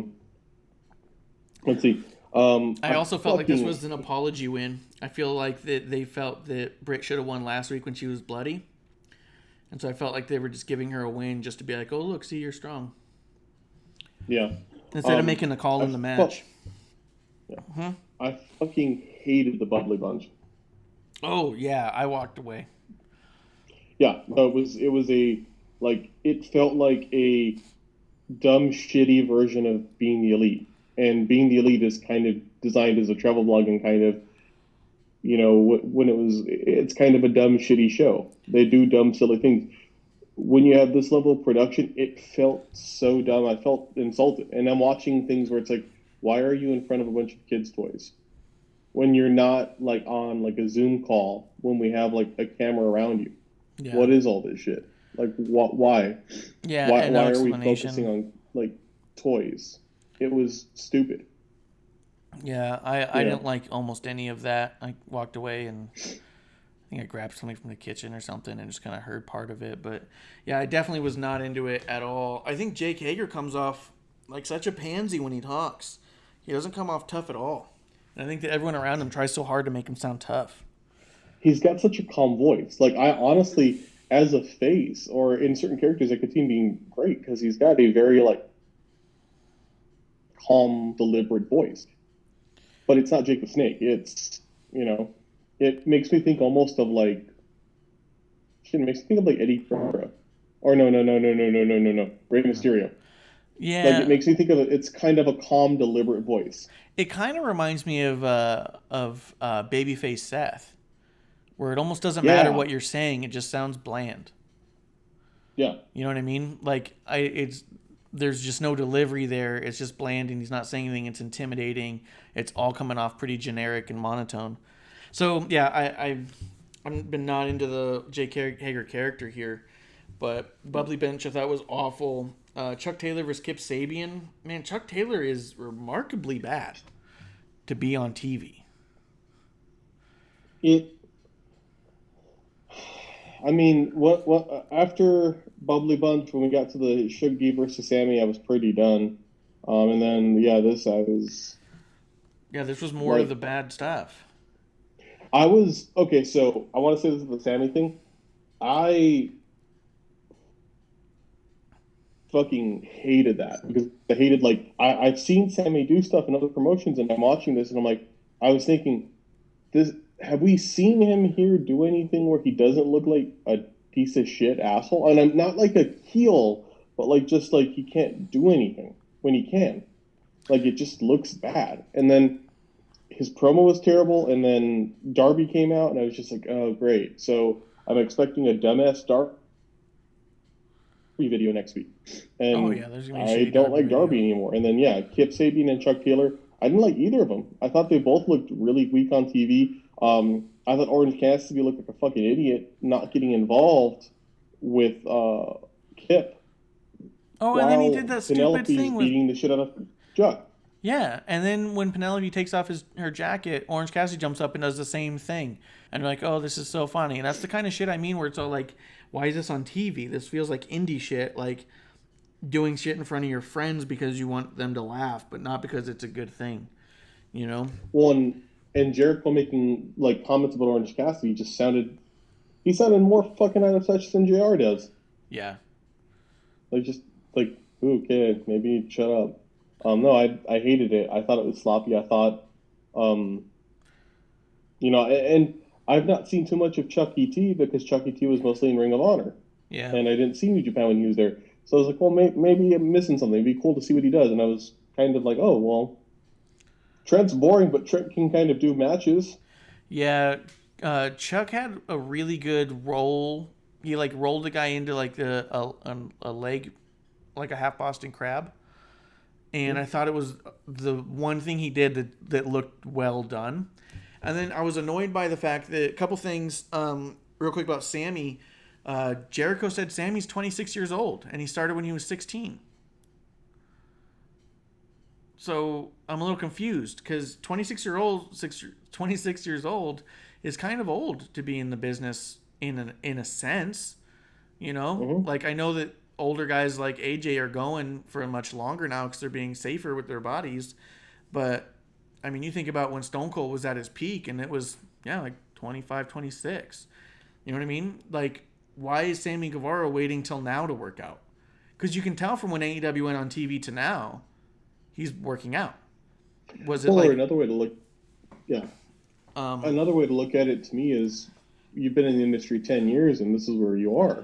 Yeah. 10 years in the industry is kind of long because, that's... Stone Cold was in for 6 years when he became Stone Cold.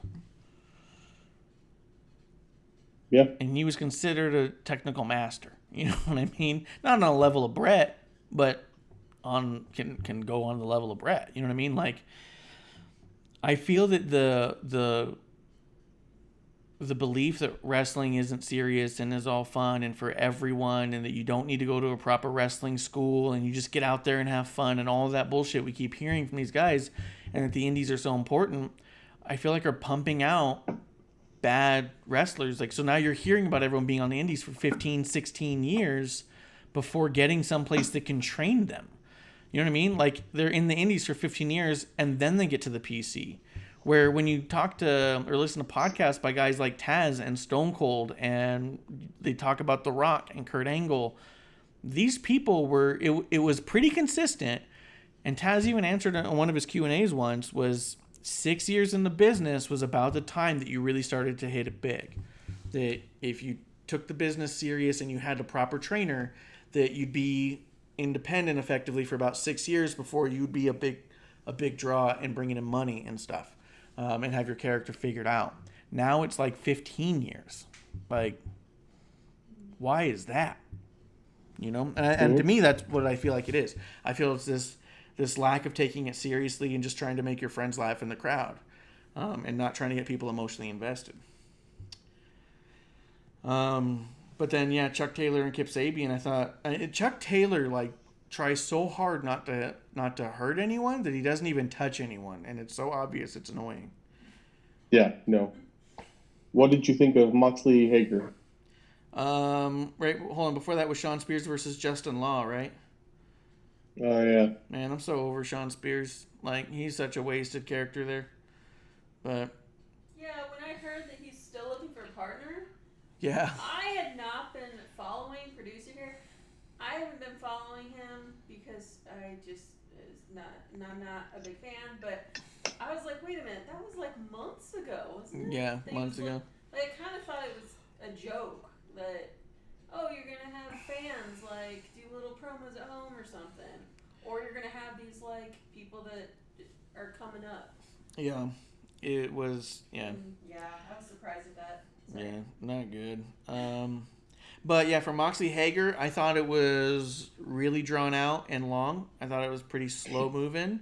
I thought it Hager felt really slow and, but not slow and but they couldn't methodical. work together. Yeah, it didn't feel slow and methodical. It didn't feel like a Shayna Baszler bringing down the pace of a match. You know what I mean? It felt like two guys being pretty tired pretty early on. Hager looked blown up before they even left the ring. You know? And that was the thing to me when I was watching it. I was like, is he can do MMA? Does he not do cardio at all? Because it felt like, yeah, it felt winded. It felt like the slow of... I honestly was like trying to like defend it, like, well, maybe Moxley can't work with him. I was like, no, he just can't fucking work. Mm-hmm. Like, it felt... Ugh. There was a few things of them trying to get holds on each other, and they were having a hard time and not locking anything. And I was watching it and felt like this is booking to someone's strength, in the sense that if you want to put in people who are not great at like holds and stuff, then you can't book them in these submission matches where they're able to lock in every hold every time, and it's a lot of clear working with each other. But in this regard, where it was like a street fight with people who felt like they could tie people up, if they weren't able to lock it in and the other guy wiggled out, it just looked like it to me brought a sense of reality to it, where it looked like, yeah, you don't always get the hold on that you're trying to go for, you know, or you mess up partway through. Yeah, it just came off more real because of the booking of it. Yeah. However, I do think it was really funny. JR was shitting on the match while commentating it. Like, he was complaining about stuff going on with it. But overall, yeah, I felt like it was long, slow, not all that exciting. And, I mean, I don't know who came out looking good at the end, you know? Yeah, it made... Like, I honestly was thinking, like, what the fuck's Moxley doing to him? But, yeah. Like, you're not working with him. But it's like, no, maybe he just can't be worked with. And it just... I mean, it felt frustrating to watch. Yeah, and like I was telling you before, Jake Hager, every time they talk about his undefeated MMA streak, I just can't help but think of Bill Murray in Space Jam, where he played the one basketball game, and at the end he said, no, I'm going to retire, go out on top, undefeated, that's the way it's got to be. That's what I think of every time they bring that up. It's all like, oh yeah, he had a 1-0 record. Like, even his second fight was not a clean win. It was this weird no contest because you kick someone in the balls. But let's say it was a clean win. That's 2-0. That's not this like great record. You know what I mean? Like, well, it just means that it just means he could fight with some other fighters. Where you look at CM Punk and it was like, oh yeah, he cannot fight with the world's elite fighters. You know what I mean? Like those are the only differences, I feel like. Well, or if you put him in a ring with Cain Velasquez or Brock Lesnar, he'd be fucked. Yeah, forget it. Like nowhere close. And that's just it too. Is he didn't make it to UFC? He made it to Bellator, which has its own fun history of rigging matches. Yeah. Yeah. Yeah. So I don't know. I feel like every time they bring it up and try to really bring it home, and they only show that one match over and over again, it just feels like Bill Murray retired at the top of his basic basketball game as well, and I think it kind of undermines the image you're trying to give Hager, you know? Yeah.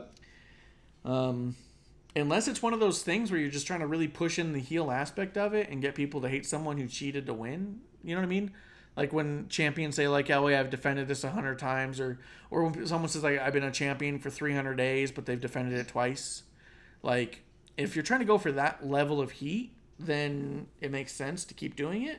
But if you're trying to solidify Hager as a badass fighter, then bringing up the one time he had a match and won, it doesn't do it for me.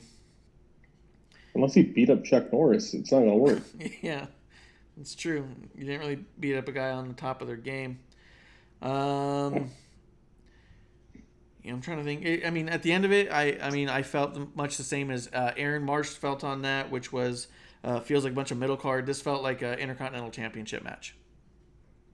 Yeah, no. Or maybe a U.S. title. Like that's what it felt like to me. And then watching the whole thing, it's all like, wow, I feel like I saw the kickoff show and the first couple matches of a pay-per-view. You know what I mean? Yeah, it felt like the longest match on Sunday Night Heat. Yeah. Let's see. Anything else you want to say about AEW on that? No. I mean, all of it, I was unimpressed. I was meh. Yeah. It didn't feel like national TV. It was not a great week of wrestling, period, so it kind of brings it up, but that's not that wrestling, like, from what it sounds like, NXT was the best of the week.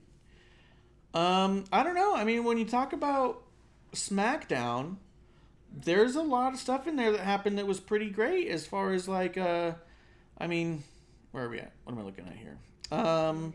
I kind of think SmackDown was the best show of the week, if you ask me. And I know I say that a lot, but you had the New Day win the tag titles in a ladder match. Yeah. Which was a pretty decent ladder match for having no people there. Braun Strowman opening up with the Bray Wyatt thing with the mask and cutting back and forth. Like, you're starting to see the Bray Wyatt mind games with Braun. Interesting. I fucking hated that segment. What did you hate about it? So we talked about, like, people being brought up way too soon. Braun... Every time, and I want to like Braun, but every time he's out, I'm like, fuck, you needed more time learning. Yeah, he's not good on the mic. It's so stilted. It's so weird. Lexi, you didn't need to give me a gift. What is this? And like, I'm like, why did none of you learn to act? Like, did all of you forget about this one? Because it was just so awkward and stilted, and I was like, I hate this. Like, when that happened and she goes, I didn't, I was just like, I'm done with this. Like, that could have been brought out in a better way. There could have been something else there. Shit, Bray could have come up on the screen and said, I have a gift for you as a congratulation. And that would have been okay. But just how that went, like, I was just like, I'm done. I hate this. I hate all of this. Yeah. Bray needs to get the title back. I really want Bray to get the title back. I don't think Braun did an amazing job. I do think Braun and Alexa have an interesting chemistry on TV because they are actual friends. So it came out like they came out very comfortable with each other, but not very like confident in their characters. You know what I mean? Yeah. Like it came off a little bit more like a couple of friends talking how it might go if I was on TV, but like it didn't really feel like much TV. Yeah. But I liked the fact that they brought in the Braun Strowman mask and kind of cut to a picture of Braun in the masks. I'm interested to see where they go with playing that through. I also think that Braun, with as okay as his promo was, is thrown into the garbage the second he has to end it on "get these hands." And I get it. People cut their promos and need their catchphrases, and Stone Cold talked about how nice it was to say, and that's the bottom line. because you knew how to end a promo. Rock always talked about how nice it was having an intro and an outro because then it was about filling in the middle. So I get that concept, but I don't think Get These Hands is as fluid for that as he thinks it is. It's not. It's a really aggressive cap, and it's cool the first couple times. The way he said it before, and I think even the fans chanting it is okay, and I think even having it on shirts is okay, but the way he throws it into promos is so awkward. Yeah. And he even changes his voice for it.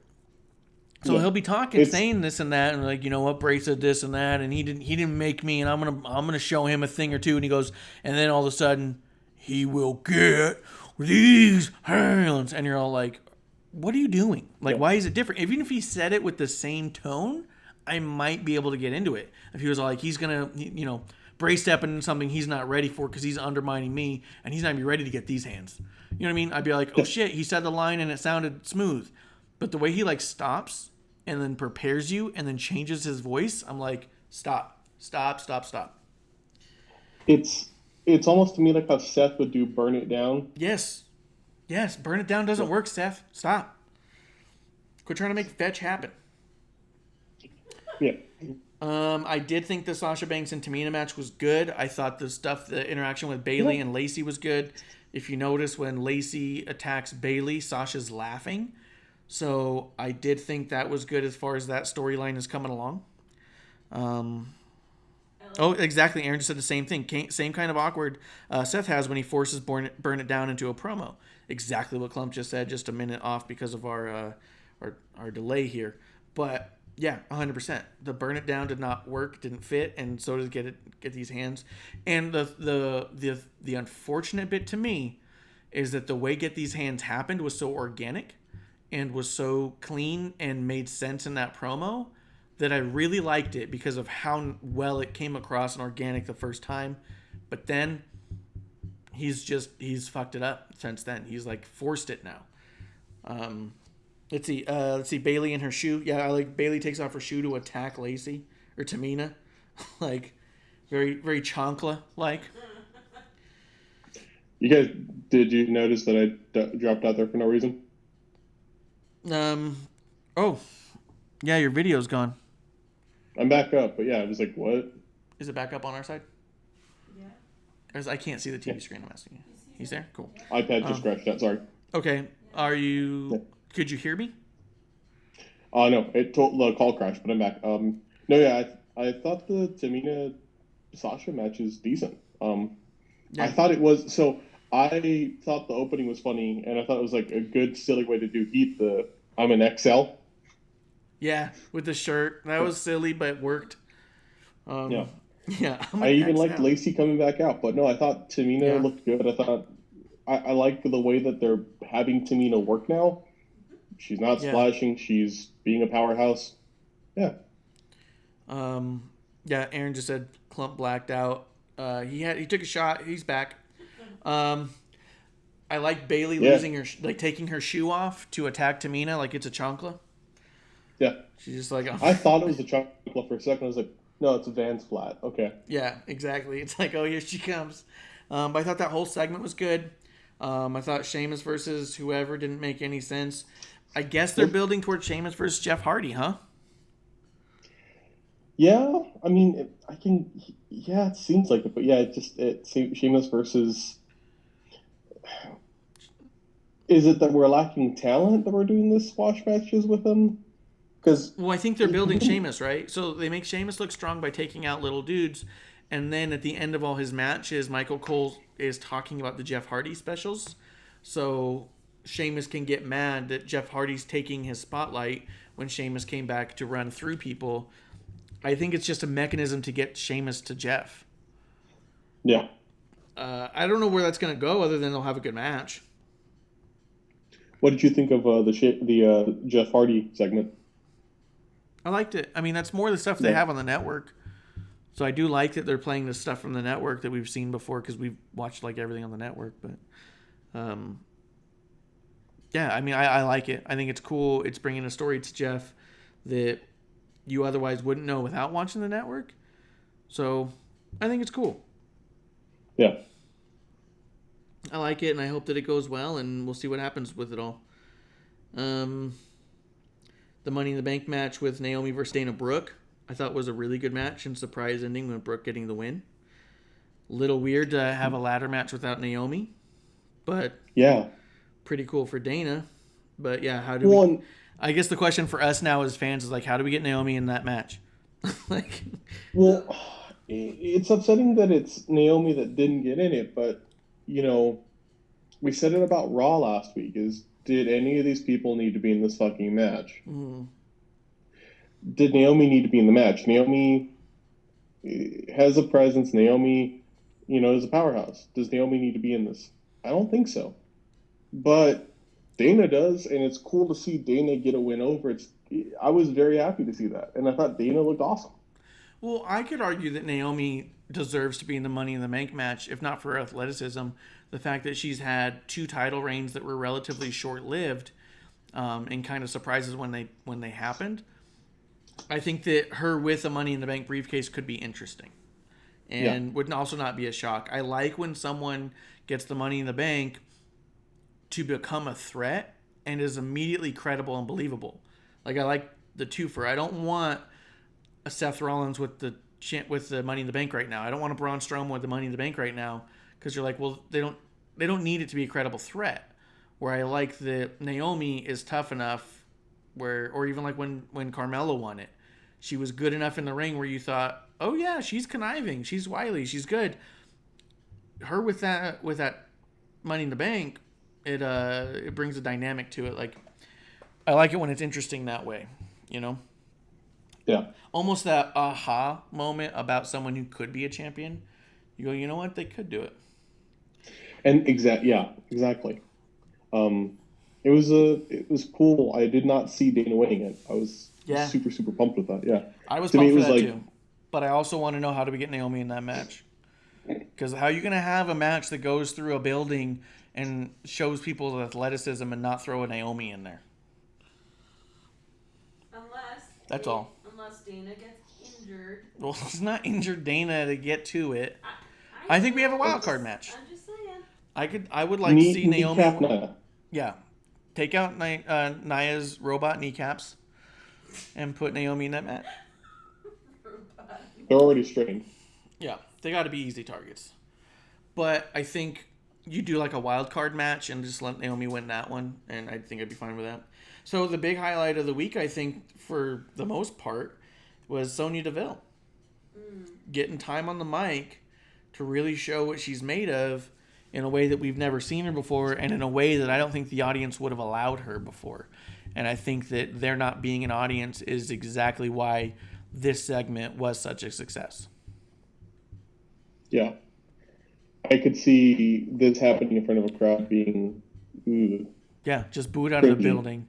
And people screaming what, and her getting flustered and all that shit. Which I also understand the argument of, if you're going to get flustered, maybe you're not the main event talent you think you are. And I get that. But I also think that allowing the performer the chance to perform goes a long way too. And at what point do we blame the fans for just being pieces of shit and stop blaming the performer for not just being able to deal with me throwing tomatoes at you while you're putting on a great performance? You know what I mean? Yeah. Like, that's the thing that gets me, is the amount of times it's incredible promos and great mic work where the fans are just shitting on it because they just don't like that character or something. And then we blame the talent for getting flustered at some point. It's like, well, they were putting on a great performance until everyone started chucking wrenches at them. Like, not their fault. We felt bad for Rhonda when we were sitting in a row. She couldn't hear herself talk. Yeah, I felt awful for Rhonda, and I wasn't even supporting Rhonda at the time. When right after Rumble, we were there at Raw, and she's trying to talk, and she couldn't even hear herself on the mic. The crowd was so loud, you could not hear her over the PA as she tried to talk and cut a promo. And at first, we were booing along a little bit, but it was not long into that boo where we just looked at each other and said, "This is fucked up." She started crying on them. Yeah, she definitely cried, and we're like, why? She didn't deserve that. She didn't do anything to deserve that. She wasn't putting out such a shit performance that she needed to be shamed like that, Too much cash. Yeah. Let's see. Aaron's curious how the audience reacts now that everyone is seeing better promos. And I 100% think that too. I'm hoping that this time away from the show gets all the fucking audience to get their act together so when they come back they can be less pieces of shits and feel a little less entitled. Although my fears they're going to come back and be like, see, the show is nothing without us. We make this show. Like, fuck. Jackasses. Lunar says nope. I think in regards to how the audience is going to react when they come back. Sony said on IG that she's working on a script she's going to be in. I don't know what that means. So yeah, Sonya Deville cut an awesome promo on Mandy. Mandy looked like both angry but also like kind of hurt and taken aback, which I thought was good. Yeah. Both really showed great character work there. Yeah, I thought they did. Let's see. So Sonya's working on something for Netflix, so she's been working on her acting chops, as it were. And we don't deserve Rhonda, but she also doesn't deserve us. I don't know. I think the Rhonda conversation is an interesting one because I think that she's put in more work than most people are willing to admit. And I think in life, we come across too many things where we try to undermine people's hard work prior to the day that I met you. You know what I mean? Yeah. Like, I see it all the time in IT, where I'll join a team in IT, and the fact that I've had a college degree and been doing this for well over 10 years to them means nothing when you walk in, because it's like, well, you haven't done it here. Okay, that doesn't mean I don't know anything. And then it's this whole, like, you got to pay your dues here thing. And you're, like, finding out about the people who are there, and you find out that I've been part of teams where the teams were largely uneducated and people who learned on the job and have been doing it for just shy of a couple of years. And you're like, okay, there's paying your dues, and then there's just kind of feeling like you have seniority. And I think there's a big difference. And I wonder if Rhonda falls into that kind of category, where as wrestling fans, we don't think she's paid her dues to the business. But I think that her ability and the work that she's put in to get her to where she is shouldn't be erased either. Yeah. You know? Just because you haven't done it here doesn't mean there hasn't been applicable work put in elsewhere. No, I agree with that. It's funny in that a lot of people, when they come in, that's what happens. And yeah, there's people where, it's not there. I think Rhonda put in more than anyone who's a cross athlete to this. Yeah. And it really has shown. It shows that she's a passionate wrestling fan. And we need to acknowledge some people will hop in and be naturals. Kurt Angle was. Yeah. Yeah. Kurt Angle was thrown in similarly. The Rock put in less work than Rhonda did prior to getting into the WWE and being on the top of the card. He did a lot less. He just happened to be charismatic. So I think Rhonda's lack of charisma, I think, is the concern there. But it's also interesting when you learn more about Rhonda the human. She grew up with a speech disorder, and she couldn't communicate well, which is why she got into judo, because she could defend herself for one, but also in a sense almost communicate through action in a sense as well. Not necessarily violence, but also through the what do they call that? Like discipline and stuff. Yeah. But let's see, pretty hard to win us over more than Becky. Much more backstory with her. Never tried to win us over. I don't know that that Rhonda never tried to win us over so much as we expected her to. I don't know. I almost felt like the wrestling fans expected something out of her that she wasn't let in on. You know what I mean? Like, I think from Rhonda's perspective, she did everything she thought she was supposed to do. She came out, she talked about Roddy Piper, she smiled, she waved, she was told to throw this person through a table, so she did. She got better every time she went out there. She lifted Triple H up. Yeah, she fucking judo throws Triple H to impress us on the first night. Like, I don't know that she knew what else to do. I think just people didn't let her in. But I think it just came down to just raw charisma, and I think Ronda is who she is because of her insecurities, and I think the wrestling audience sees insecurity as a reason to attack someone, and I don't think she was prepared for that. You know what I mean? Yeah. And nor should she have to be, you know? Let's see. I feel like she just expected to already be over because she was already over in life. Definitely had more acting experience as far as Becky goes. I don't think she was over in life. Yeah, she was booed in the UFC. This is a person who was incredibly good, and like any athlete, they get a point where there'll be a person who beats them. They lost, and they immediately, in losing, became a joke. Yeah. I don't think that's being over. I think that's, waiting for someone to fall from grace, and then everyone piling on them. And that's kind of fucked up. They've done a lot, and they've been in shows and stuff like that, but there's a lot of times that, those jokes, those moments, they reference that, and that's not fair. Yeah. And I've heard, people that are really in MMA and really into like judo, they liked her technique. Before she lost, I used to listen to JRE, and Joe Rogan would talk a lot about her technique. Yeah. And stuff, and that speaks to the person. But when they lose, you can't just make this a ha moment. She talked about suicide, like after her loss. Yeah, she got hyper depressed after her loss. She was booed. She was made fun of. All fighters' career end that way, as Aaron says. But I mean, and that's true. But you also don't know when it's going to end that way. No fighter goes into a match going, "Yeah, I'm going to take this loss pretty quick. I'm just not suited to be here." Fighters all go in there thinking, "I've still got one in me for sure." There's no way they go out to their last match and think, "Yeah, I'm just going to get fucking beat the shit up."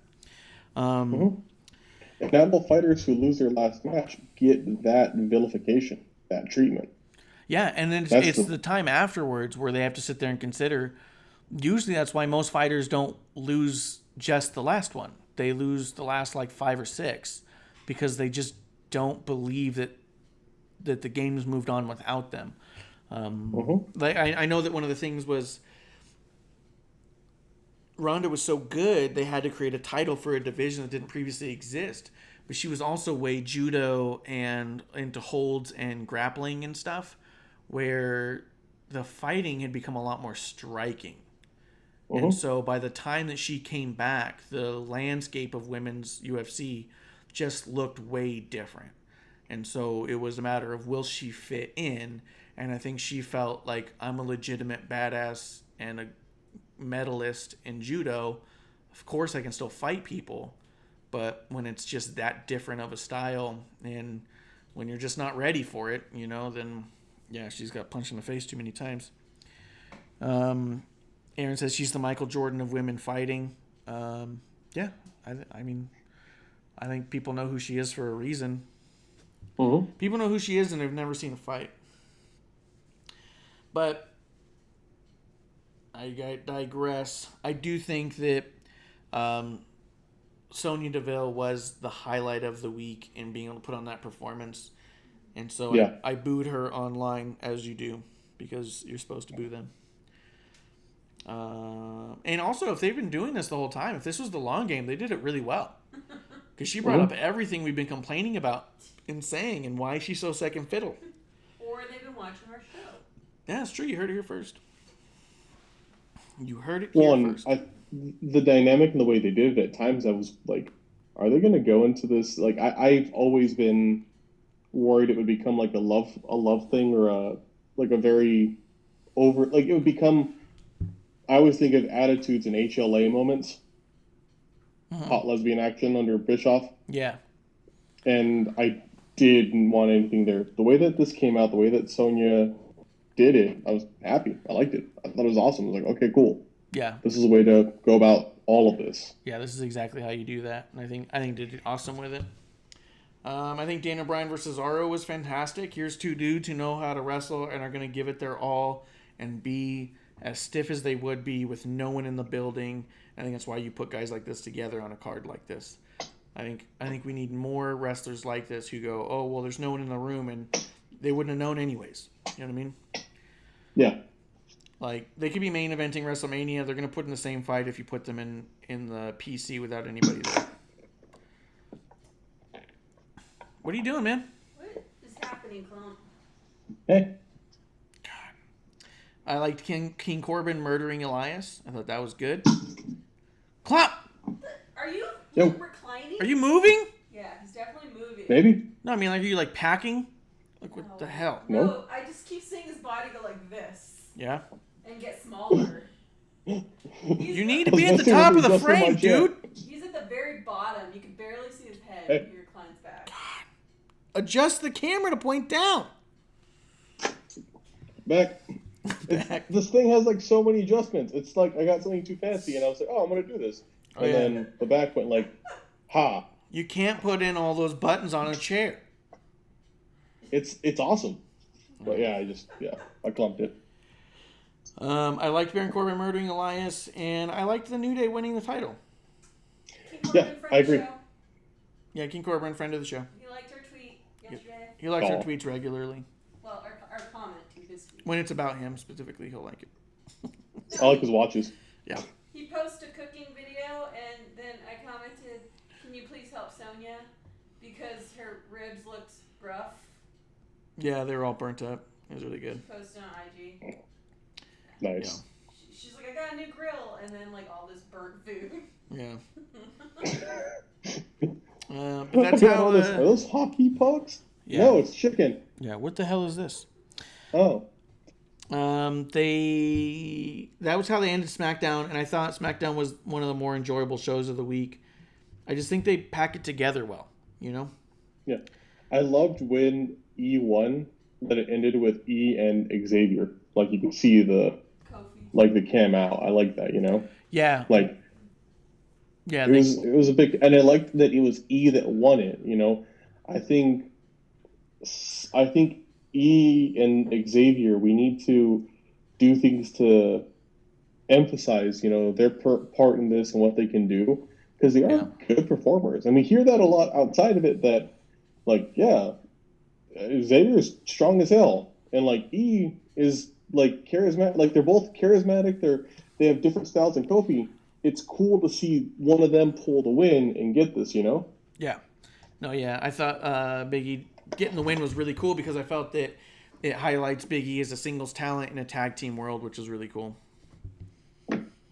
I know a lot of people were upset by it, but I was not. Yeah, I've read some people talking crap about the New Day. Yeah. But, I'm not really sure where that's coming from. Yeah, me neither. People are just getting super antsy and wanting new faces. Yeah. In general.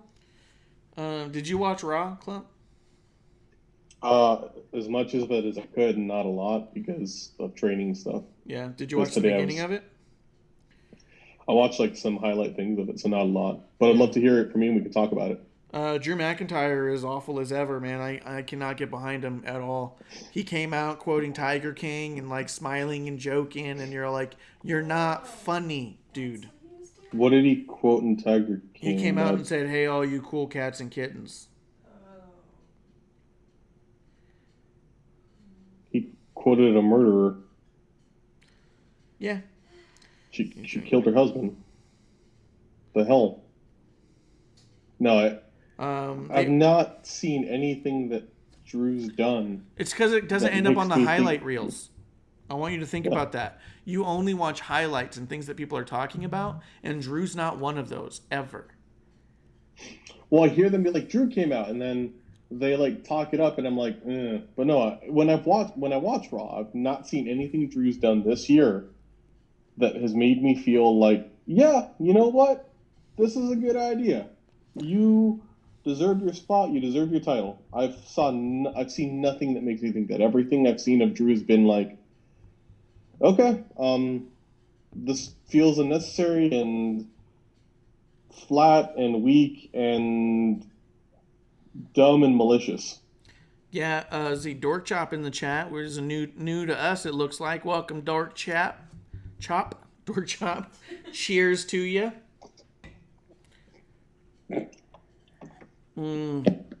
Cheers with a gallon of water. Yep. Let's see. Thinks that likes Drew and thinks he's likable, but he's too jokey and trends on corny. Yes. And I think it's 100% it. They're really focusing on him being the cool guy, and this is how I am. And if you know me in my personal life, you know I like a good laugh. And you're like, but you're not a funny person.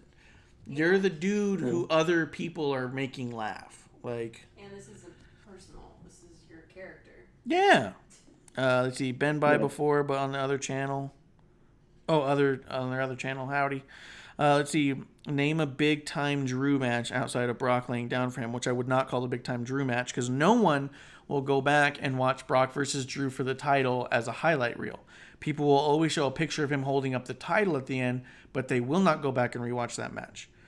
NXT, his matches in NXT with Rude and with Andrade were good, but the thing is, this is not the same Drew. It's almost like a different performance. Like, oh yeah, his stuff when he was Drew Galloway. Yeah, he's a different character, a different Drew. Actually, that's a really good point. In NXT, I remember thinking, yeah, this guy can go. This guy can do it. He can be the guy. And I remember thinking that. And it was those matches with Bobby Roode and Andrade.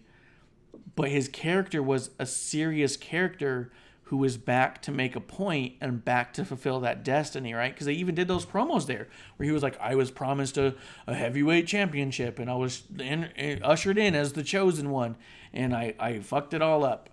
But then he comes back to Raw and he says, I fucked it all up. And he goes, but I'm more muscle now and I deserve it. I'm owed it. It was his like thesis on the whole thing was he felt owed his world title shot. You know how many world title shots I got during those 10 years? He's like a big 0. Okay, no one promised you shit, man. So let's see. Dork Chop says his best matches were overseas on the indies, to be honest. I believe that. I haven't seen them, but I think the NXT matches are it. I know there was a big reaction for him winning the Rumble. But I don't know. I think people were ready for the next guy, and they didn't want it to be Brock. I don't know that Drew's the one who's connecting with him so much as the next guy thing is. And I agree with you. I think that if you when I look at him in NXT, he was a serious character with the same story, and now he's a jokey character and an entitled character with the same story. And I think that's what I don't like about it. Is he comes over and he's like, well, I worked out, so let me give me the title now. Yeah. Okay. Who the fuck are you? Oh, Like, yeah. Didn't he end it trying to have like the belt in front of him like he was naked? On Raw, yeah, at the end of Raw, he laid down like Shawn Michaels in the Playgirl and put the belt across his crotch so he would look like he's naked in the ring. And I was like, okay, like, what? Like, I mean, I don't know what he's doing that's supposed to make me go, that's my guy. Because he's sure as shit not doing it. I think his countdown of the Claymore has always been stupid, and I think without an audience just comes out as absolutely idiotic. No, it's... I feel like in the lead-up to WrestleMania, the serious character made sense, and it would have been such a better thing. Like, even thinking about it, if he went into it and Heyman and Brock came out and their promo against him was... Brock earned it. Everyone hates Brock, but Brock put in the work. You know, it could be compelling, but no, we did this. Because Brock, in my view, yeah, Brock did. Brock left. Brock got pissed. Brock fucked it up, came back, and you know what? He's done good. And then talk about different types of matches. Yeah. You know, he's this. But no, something to make Drew... Like, to put a question in Drew's head, like, you're doing the same, even, like, okay, you're fucking it up again now. Yeah. You're doing the same shit that got you fired. Yeah. That'd be awesome. Remember when you didn't take it serious?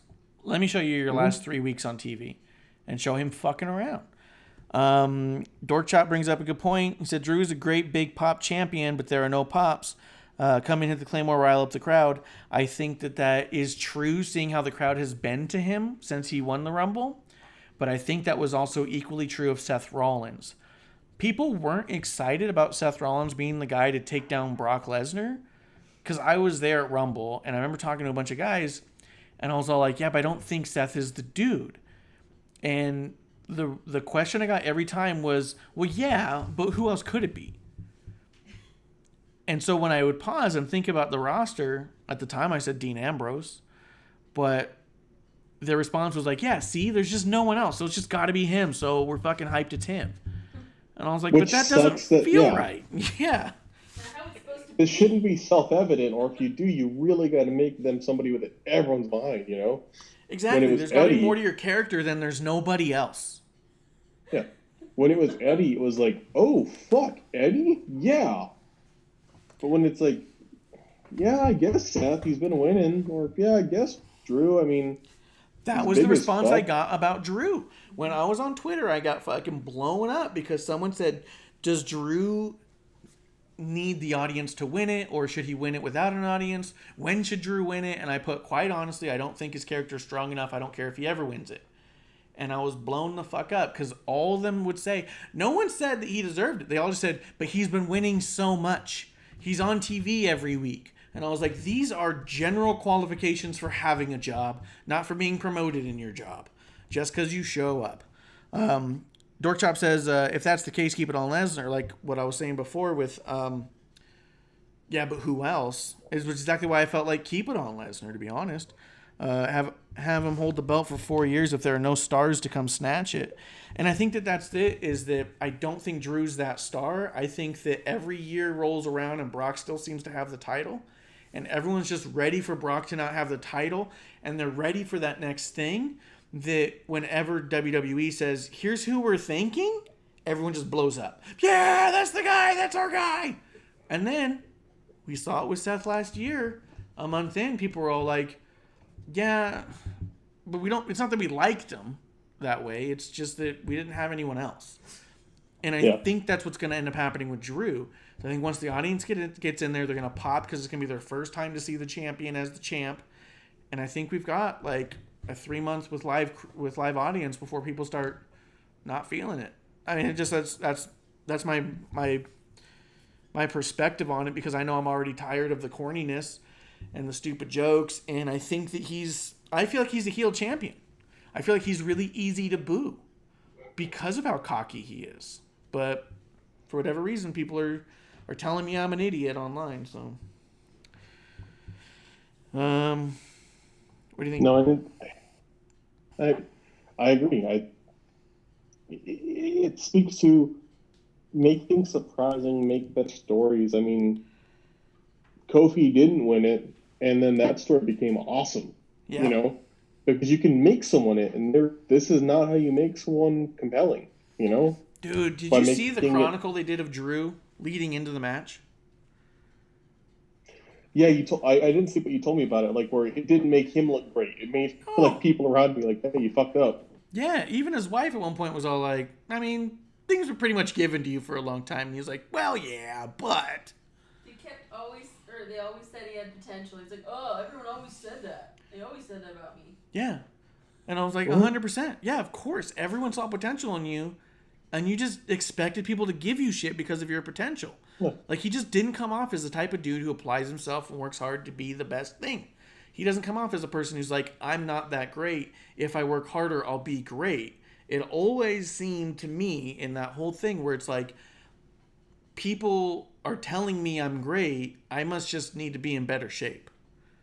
Like, I only got the impression that he applied himself towards his body and not towards the idea of being a better wrestler or a better promo.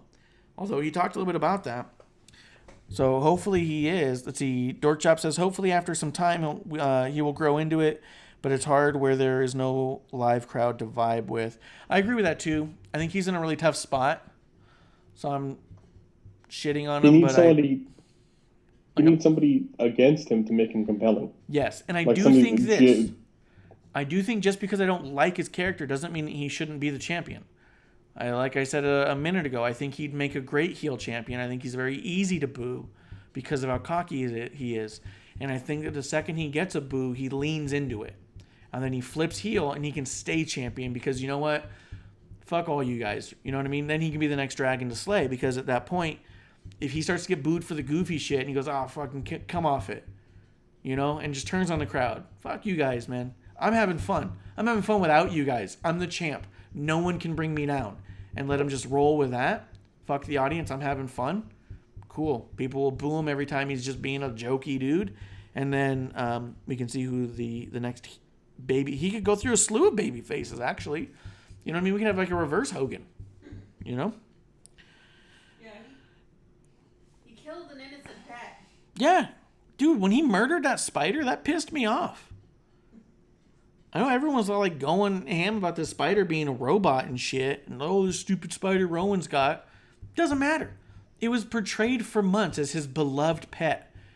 And it never did anything to Drew. It never bit Drew. It didn't get out of hand or anything. It bit Rowan more than it bit anyone. Yeah, that's the only person I ever bit. Yeah, it only just bit Rowan. And then Drew crushes it with stairs, and I'm supposed to cheer him for murdering that dude's beloved pet? No fucking thank you. Oh, yeah, no. Let's see.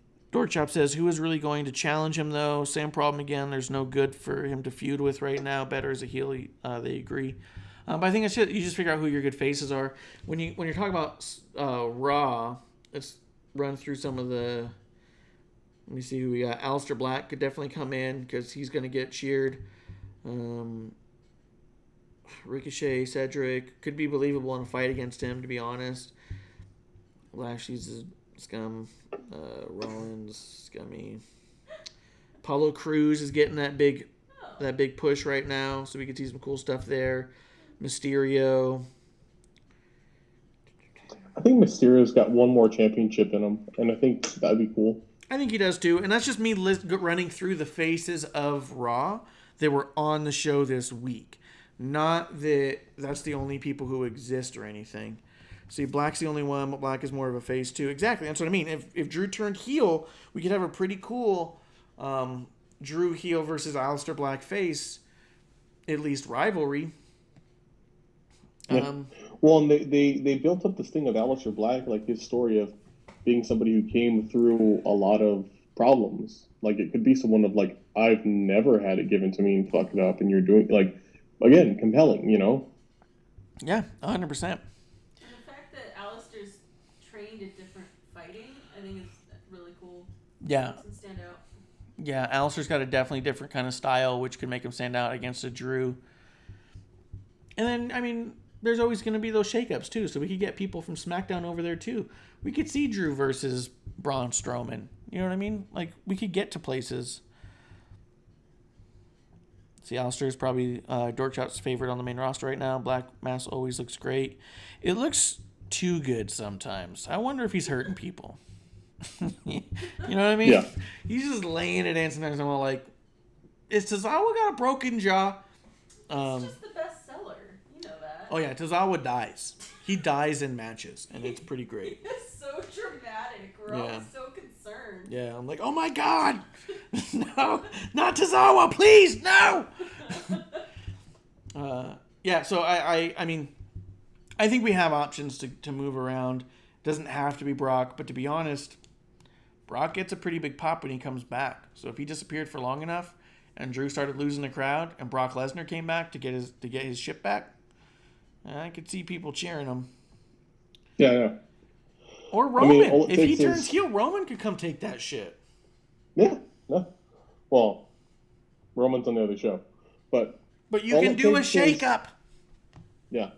All it takes is, Brock making the argument. And, like, Brock Beast in the Bank was awesome. Yeah. I miss that Brock. Brock Beast in the Bank was the best Brock this year. Mm-hmm. I miss Brock Party. The Brock Party. And Heyman. Yeah.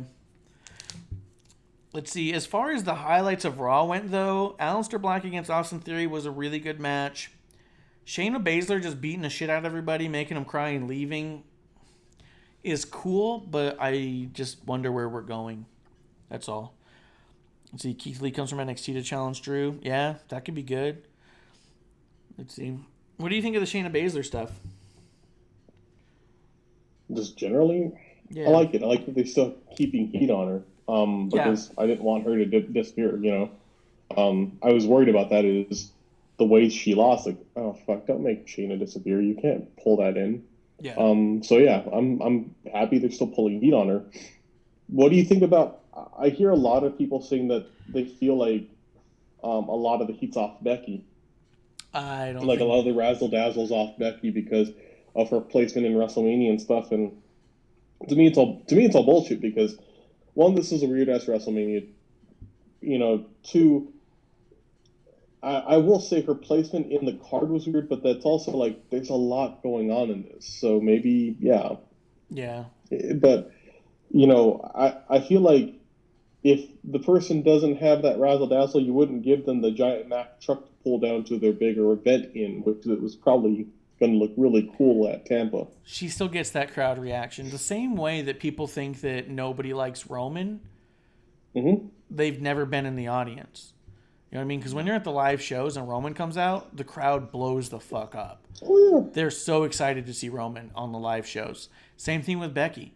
People blow up for Becky. So it's like, I don't think it's gone. I just think that at home, someone may be annoyed and they just think that everyone thinks like they think. And at live events, those are the two people who are all about the fans. Yeah, Roman and Becky walk around. Natalya does. They walk around after the match and like take pictures and shake hands and sign things and stuff like that. Where I remember even at the time Seth was the Universal Champion and a face. He just walked out. He just walked straight down the ramp, middle of the ramp. Didn't want anything to do with anybody. And he had just won a match against like the Fiend or some shit. But Yeah. But even then, being at the TV tapings, they don't do the same things of like going around saying hi to everybody, but they still get huge reactions. When we were at the SmackDown taping, Roman wasn't even on TV that week, and he came out at the end of the night to put on like the dark match main event, which was Roman versus Corbin, and the crowd was fucking on fire, dude. It was crazy. It's maybe I think if you're a wrestling fan and you're getting back into watching stuff on YouTube is a way to get into it, but it sucks because watching wrestling stuff on YouTube at times it's smarky ass people. So you hear a lot of this like, yeah, this person's really not over. No, they are. Like even when like I was tired of Roman for poor character development to me. Like it just felt like very flat. But if I was a kid, fuck yeah, Roman Reigns. Yeah, Roman's the dude.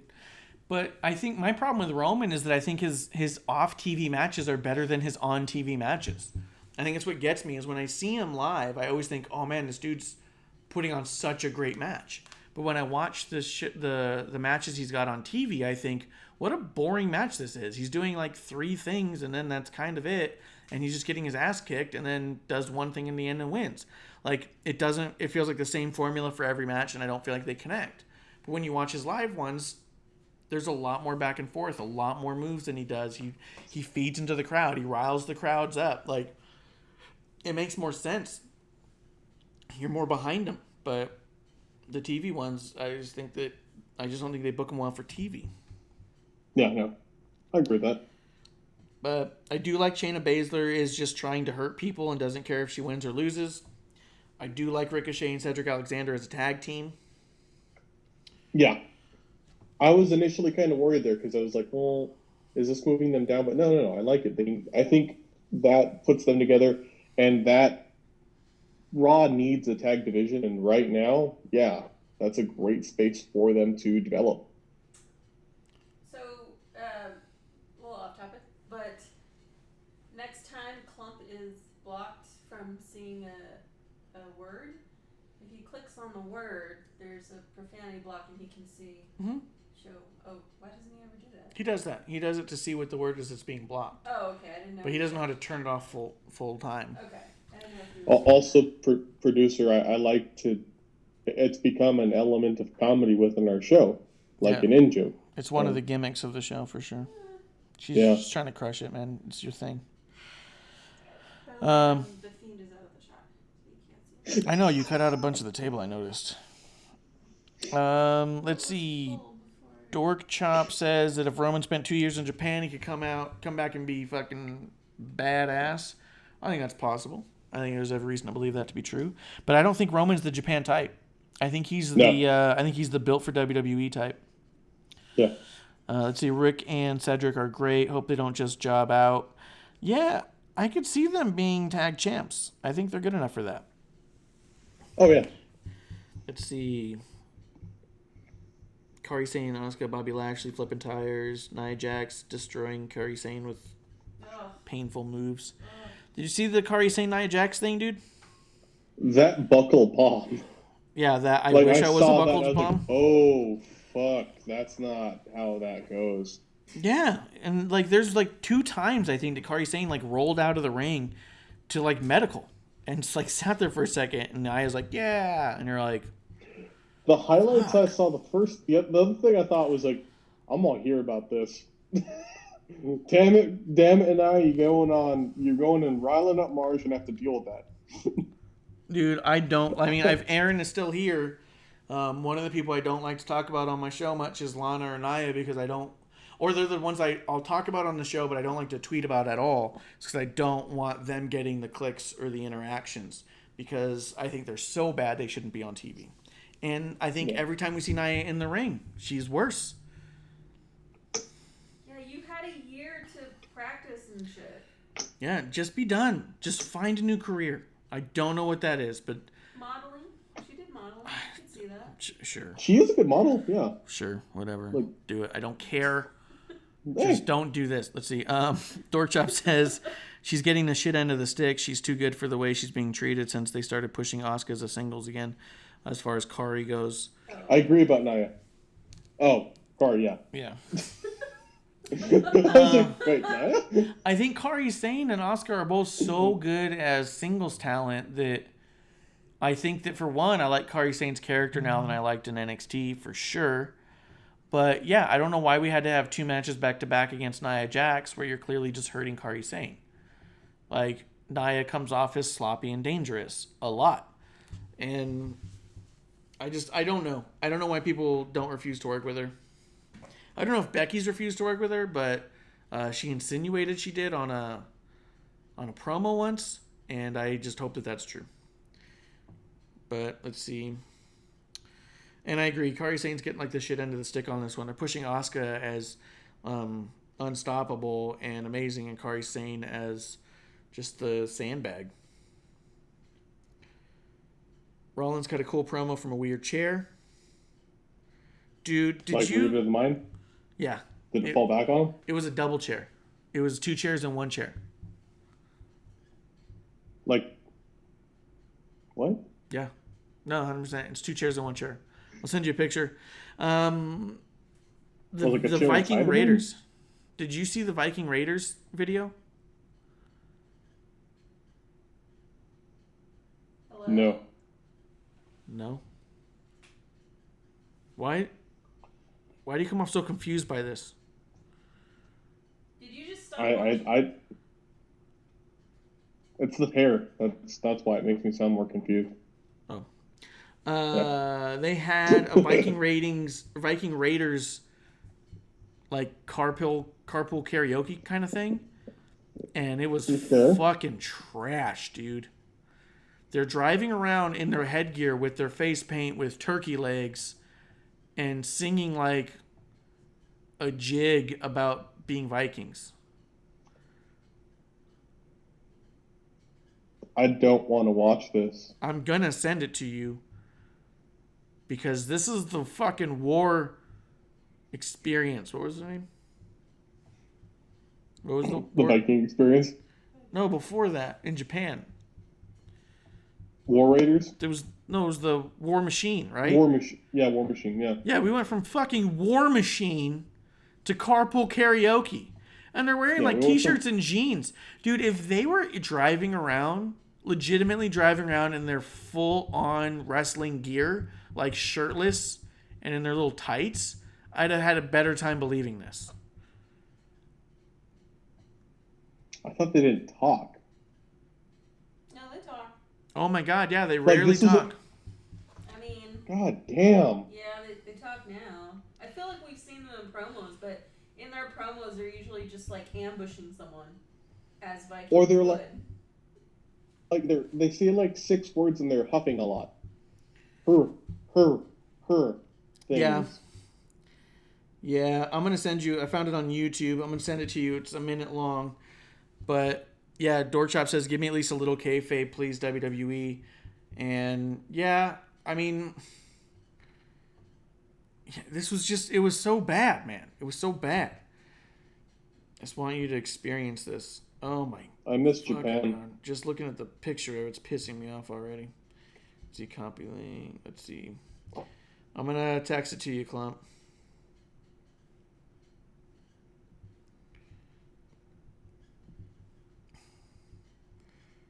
There we go.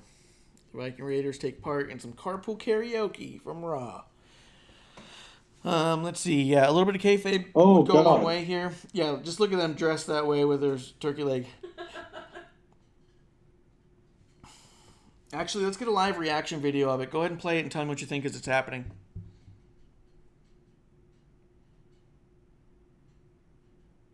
Today, Clump. Clump, are you pushing play or? Yeah. Okay. Oh, he's got the headphones in now. So... Yeah. Oh.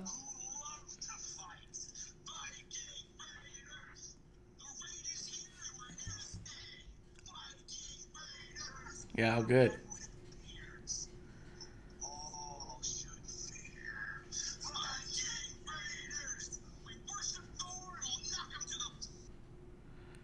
What do you think? I'm upset with you.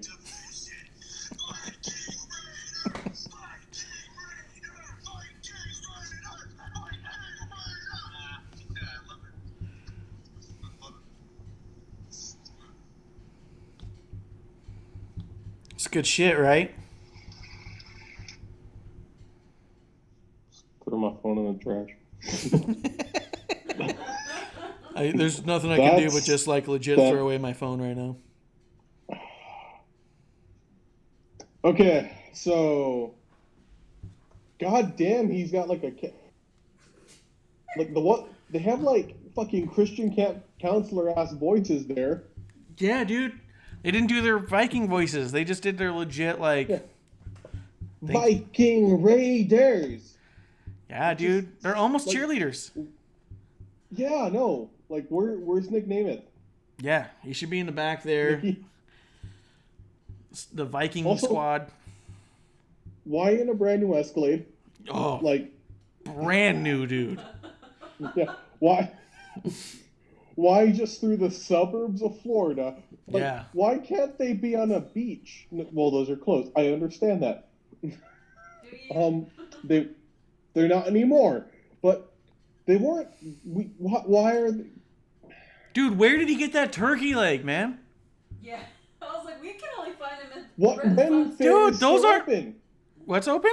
And if they went to a Ren Fair, why are they not dressed up for the Ren Fair?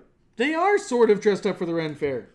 No, they look like they went to the Ren Fair in black shirts and jeans and bought new black shirts, and they're like, ooh, helmets. They look That's like true. Bears. They look like they bought those at the fair. Like they went there dressed normal and be like, dude, we could get like Viking helmet things. They look and sound like a happy bear couple. Yes. They're very happy together. And I'm not talking about in the woods. I'm talking about in the community. Do you think there's any chance they is Dork Shop subscribed to us? Oh shit, because they got our emote. Yep. But they don't have the championship title. Why don't they got the championship title with them? I gotta look up. You're supposed to have a title with you. I'm gonna find out why. I'm gonna see if maybe the chat unlock. Oh, that's right. So you can buy little chat unlocks. Sorry, we're still learning. Episode 1. Thank you for watching. Yeah, every episode's like our first episode. Thanks for coming. But yeah, so that's the Viking Raiders being badass as all hell. Being the goddamn war Even machine. a motorcycle. They could have been cooler if they were riding bitch on motorcycles. That's true. I also just cannot get over where the fuck did that turkey leg came from. Because I know that they hunt, but are there wild turkeys where they live? That's not a wild turkey leg. Wild turkeys have little legs. That's like wild turkeys are not turkeys you get on Thanksgiving. They're normal birds. The birds you get on Thanksgiving are unfortunate creatures. They were the result of science experiments. I just like that's not a wild turkey. Wild turkeys got little legs. Like, they got little bitty legs. You might think they got big voluptuous thighs, but they don't. Let me tell you. Like, for some reason, the Michael PSA's impression, they got lit. Yeah. Don't you know turkeys got little legs? Dude, I actually heard it like more like Ricky Gervais in my mind. No, the wild turkeys got little legs. Little legs. You know what I mean? I can't do English though. No. Let's see. Oh, Dorkchop just started streaming too, getting pretty good with OBS. We're still finding out new things all the time on OBS. Like, you'll notice our video suddenly shrunk today. We didn't have time to figure that one out yet. So we'll sort that out next week. I don't even know what OBS stands for. It's the program we use to stream, which you don't need to worry about because you're not the one streaming it. You're just the one on it.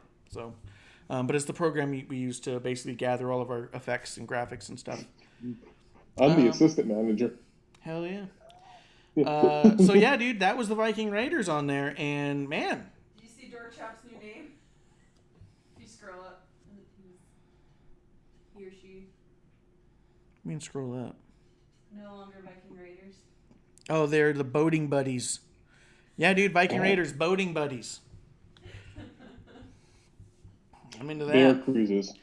Yeah, I don't know where they got Thanksgiving turkey legs. I don't know where they're driving around through. I don't know who filmed that and said, yeah, submit it. I feel like that if WWE asked me to film something and that's what I had at the end of it, I'd be like, dude, tell me you got a flat. Text them right now, say we just got a flat, we can't do it today. Just tell them we can't do it.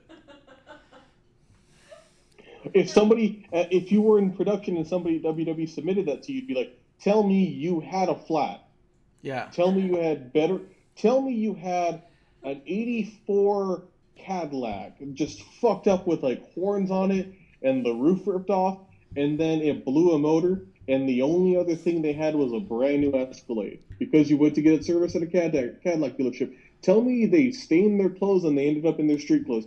Tell me something. Yeah, I'd be sitting there as soon as I got that in. I'd call them up. I'd be like, "Hey, can you put it? Can you put both everyone on the line, please? I need everybody on the line." I'd be like, "You guys have to listen to me very carefully. You can opt out right now because of COVID. Tell them you don't feel comfortable being in a car together, and do not force me to hand this over to them. Like, tell them you're uncomfortable. Tell them you coughed and you need to be quarantined for 2 weeks. You guys can't hang together right now." Dorkchop says that we have a sense of shame and WWE does not, and that could be it. It could be the sense of shame.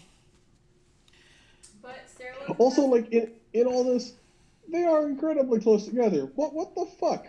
Yeah, but they might be part of the quarantine. You know what I mean? I wouldn't be surprised if those two, if they're all staying together. That would not shock me. They cough in each other's buttholes. Yeah, because. I mean, for them being a tag team, for one, I wouldn't be surprised if as soon as quarantine started, they're like, all right, we bunk together now. You know what I mean? Come stay at my house. Stay on the big ranch. We're going to do this together. So that way, if we can go back to work, we know that we are good around each other, you know? Not the ranch. Stay on the boat. Yeah. In the fucking boat. Producer, what were you about to say about Sarah Logan? her husband. She got kicked off the ranch. They are kind of badass. Oh, yeah. Sarah Logan and her husband are badasses. They really do the Viking thing. Yeah, they're Viking as shit. They walk around with swords. They kill things and eat it. They skin it and do stuff with the pelt. Like, they're nuts. And then here they are in a fucking driving around in an Escalade singing Viking Raiders.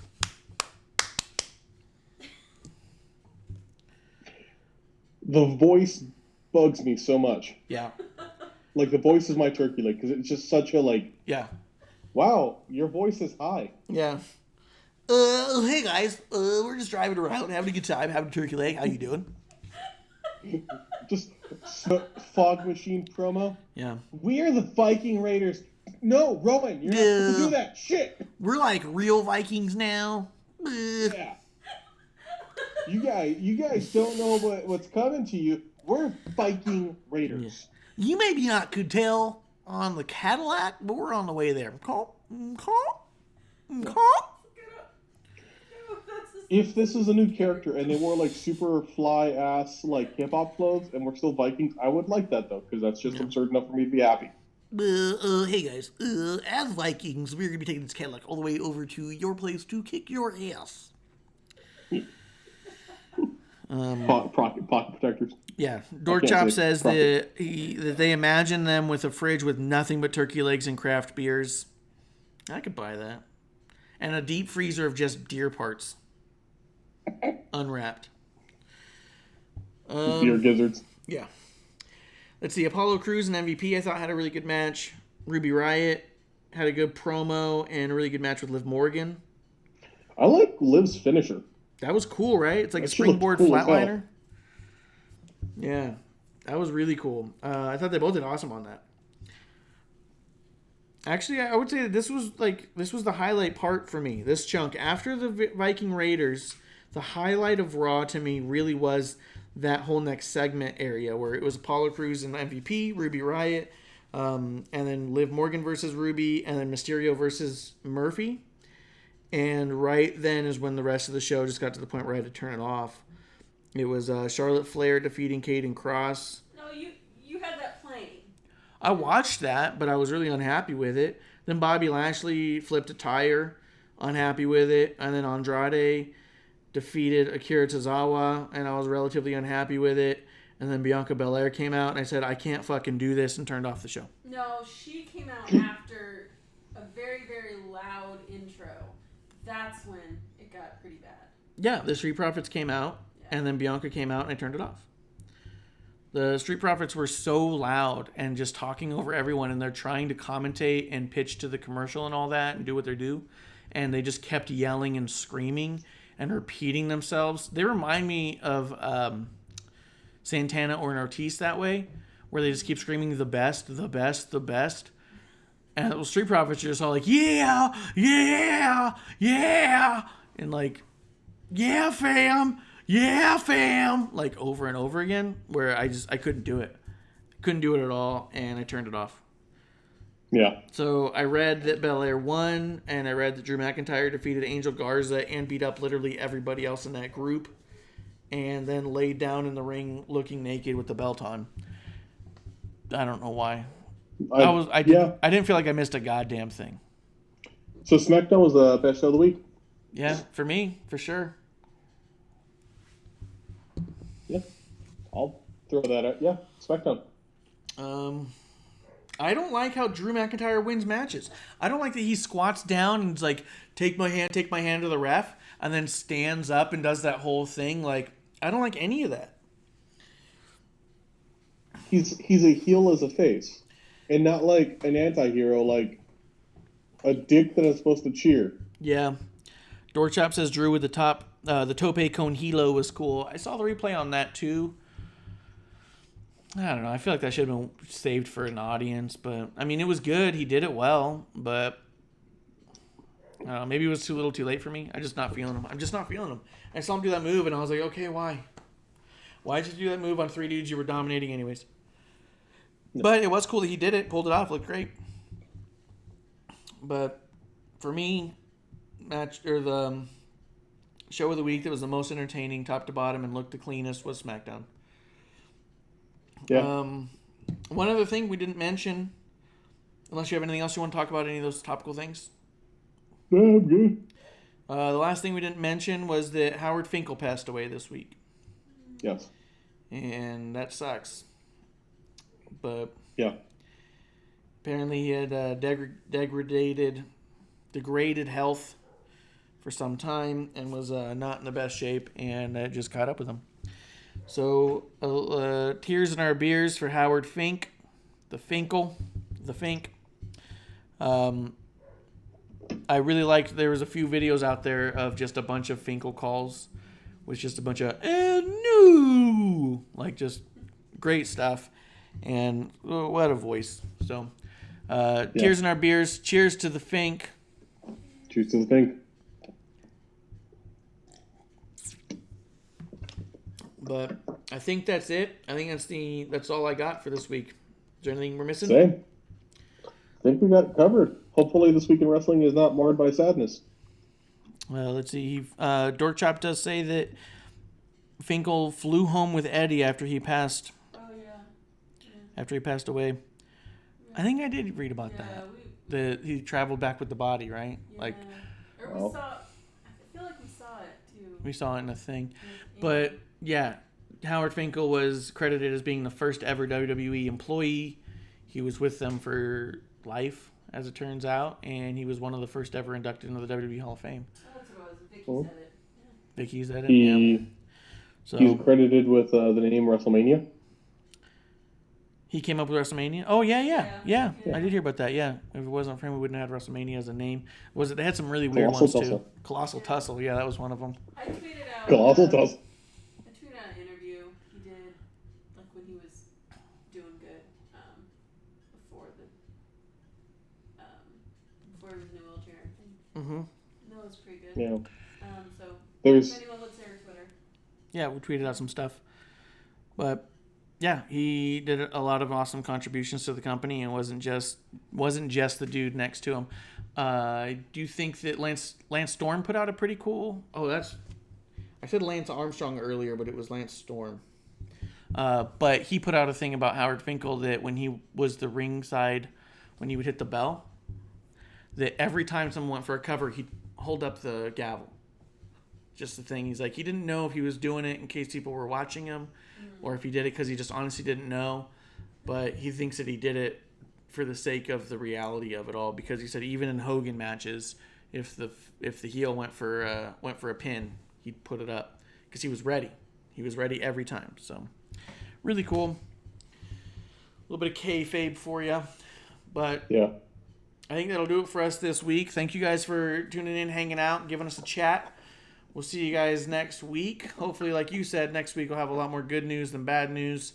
And we'll see you on the other side. I think that's last call. Last call. Bang.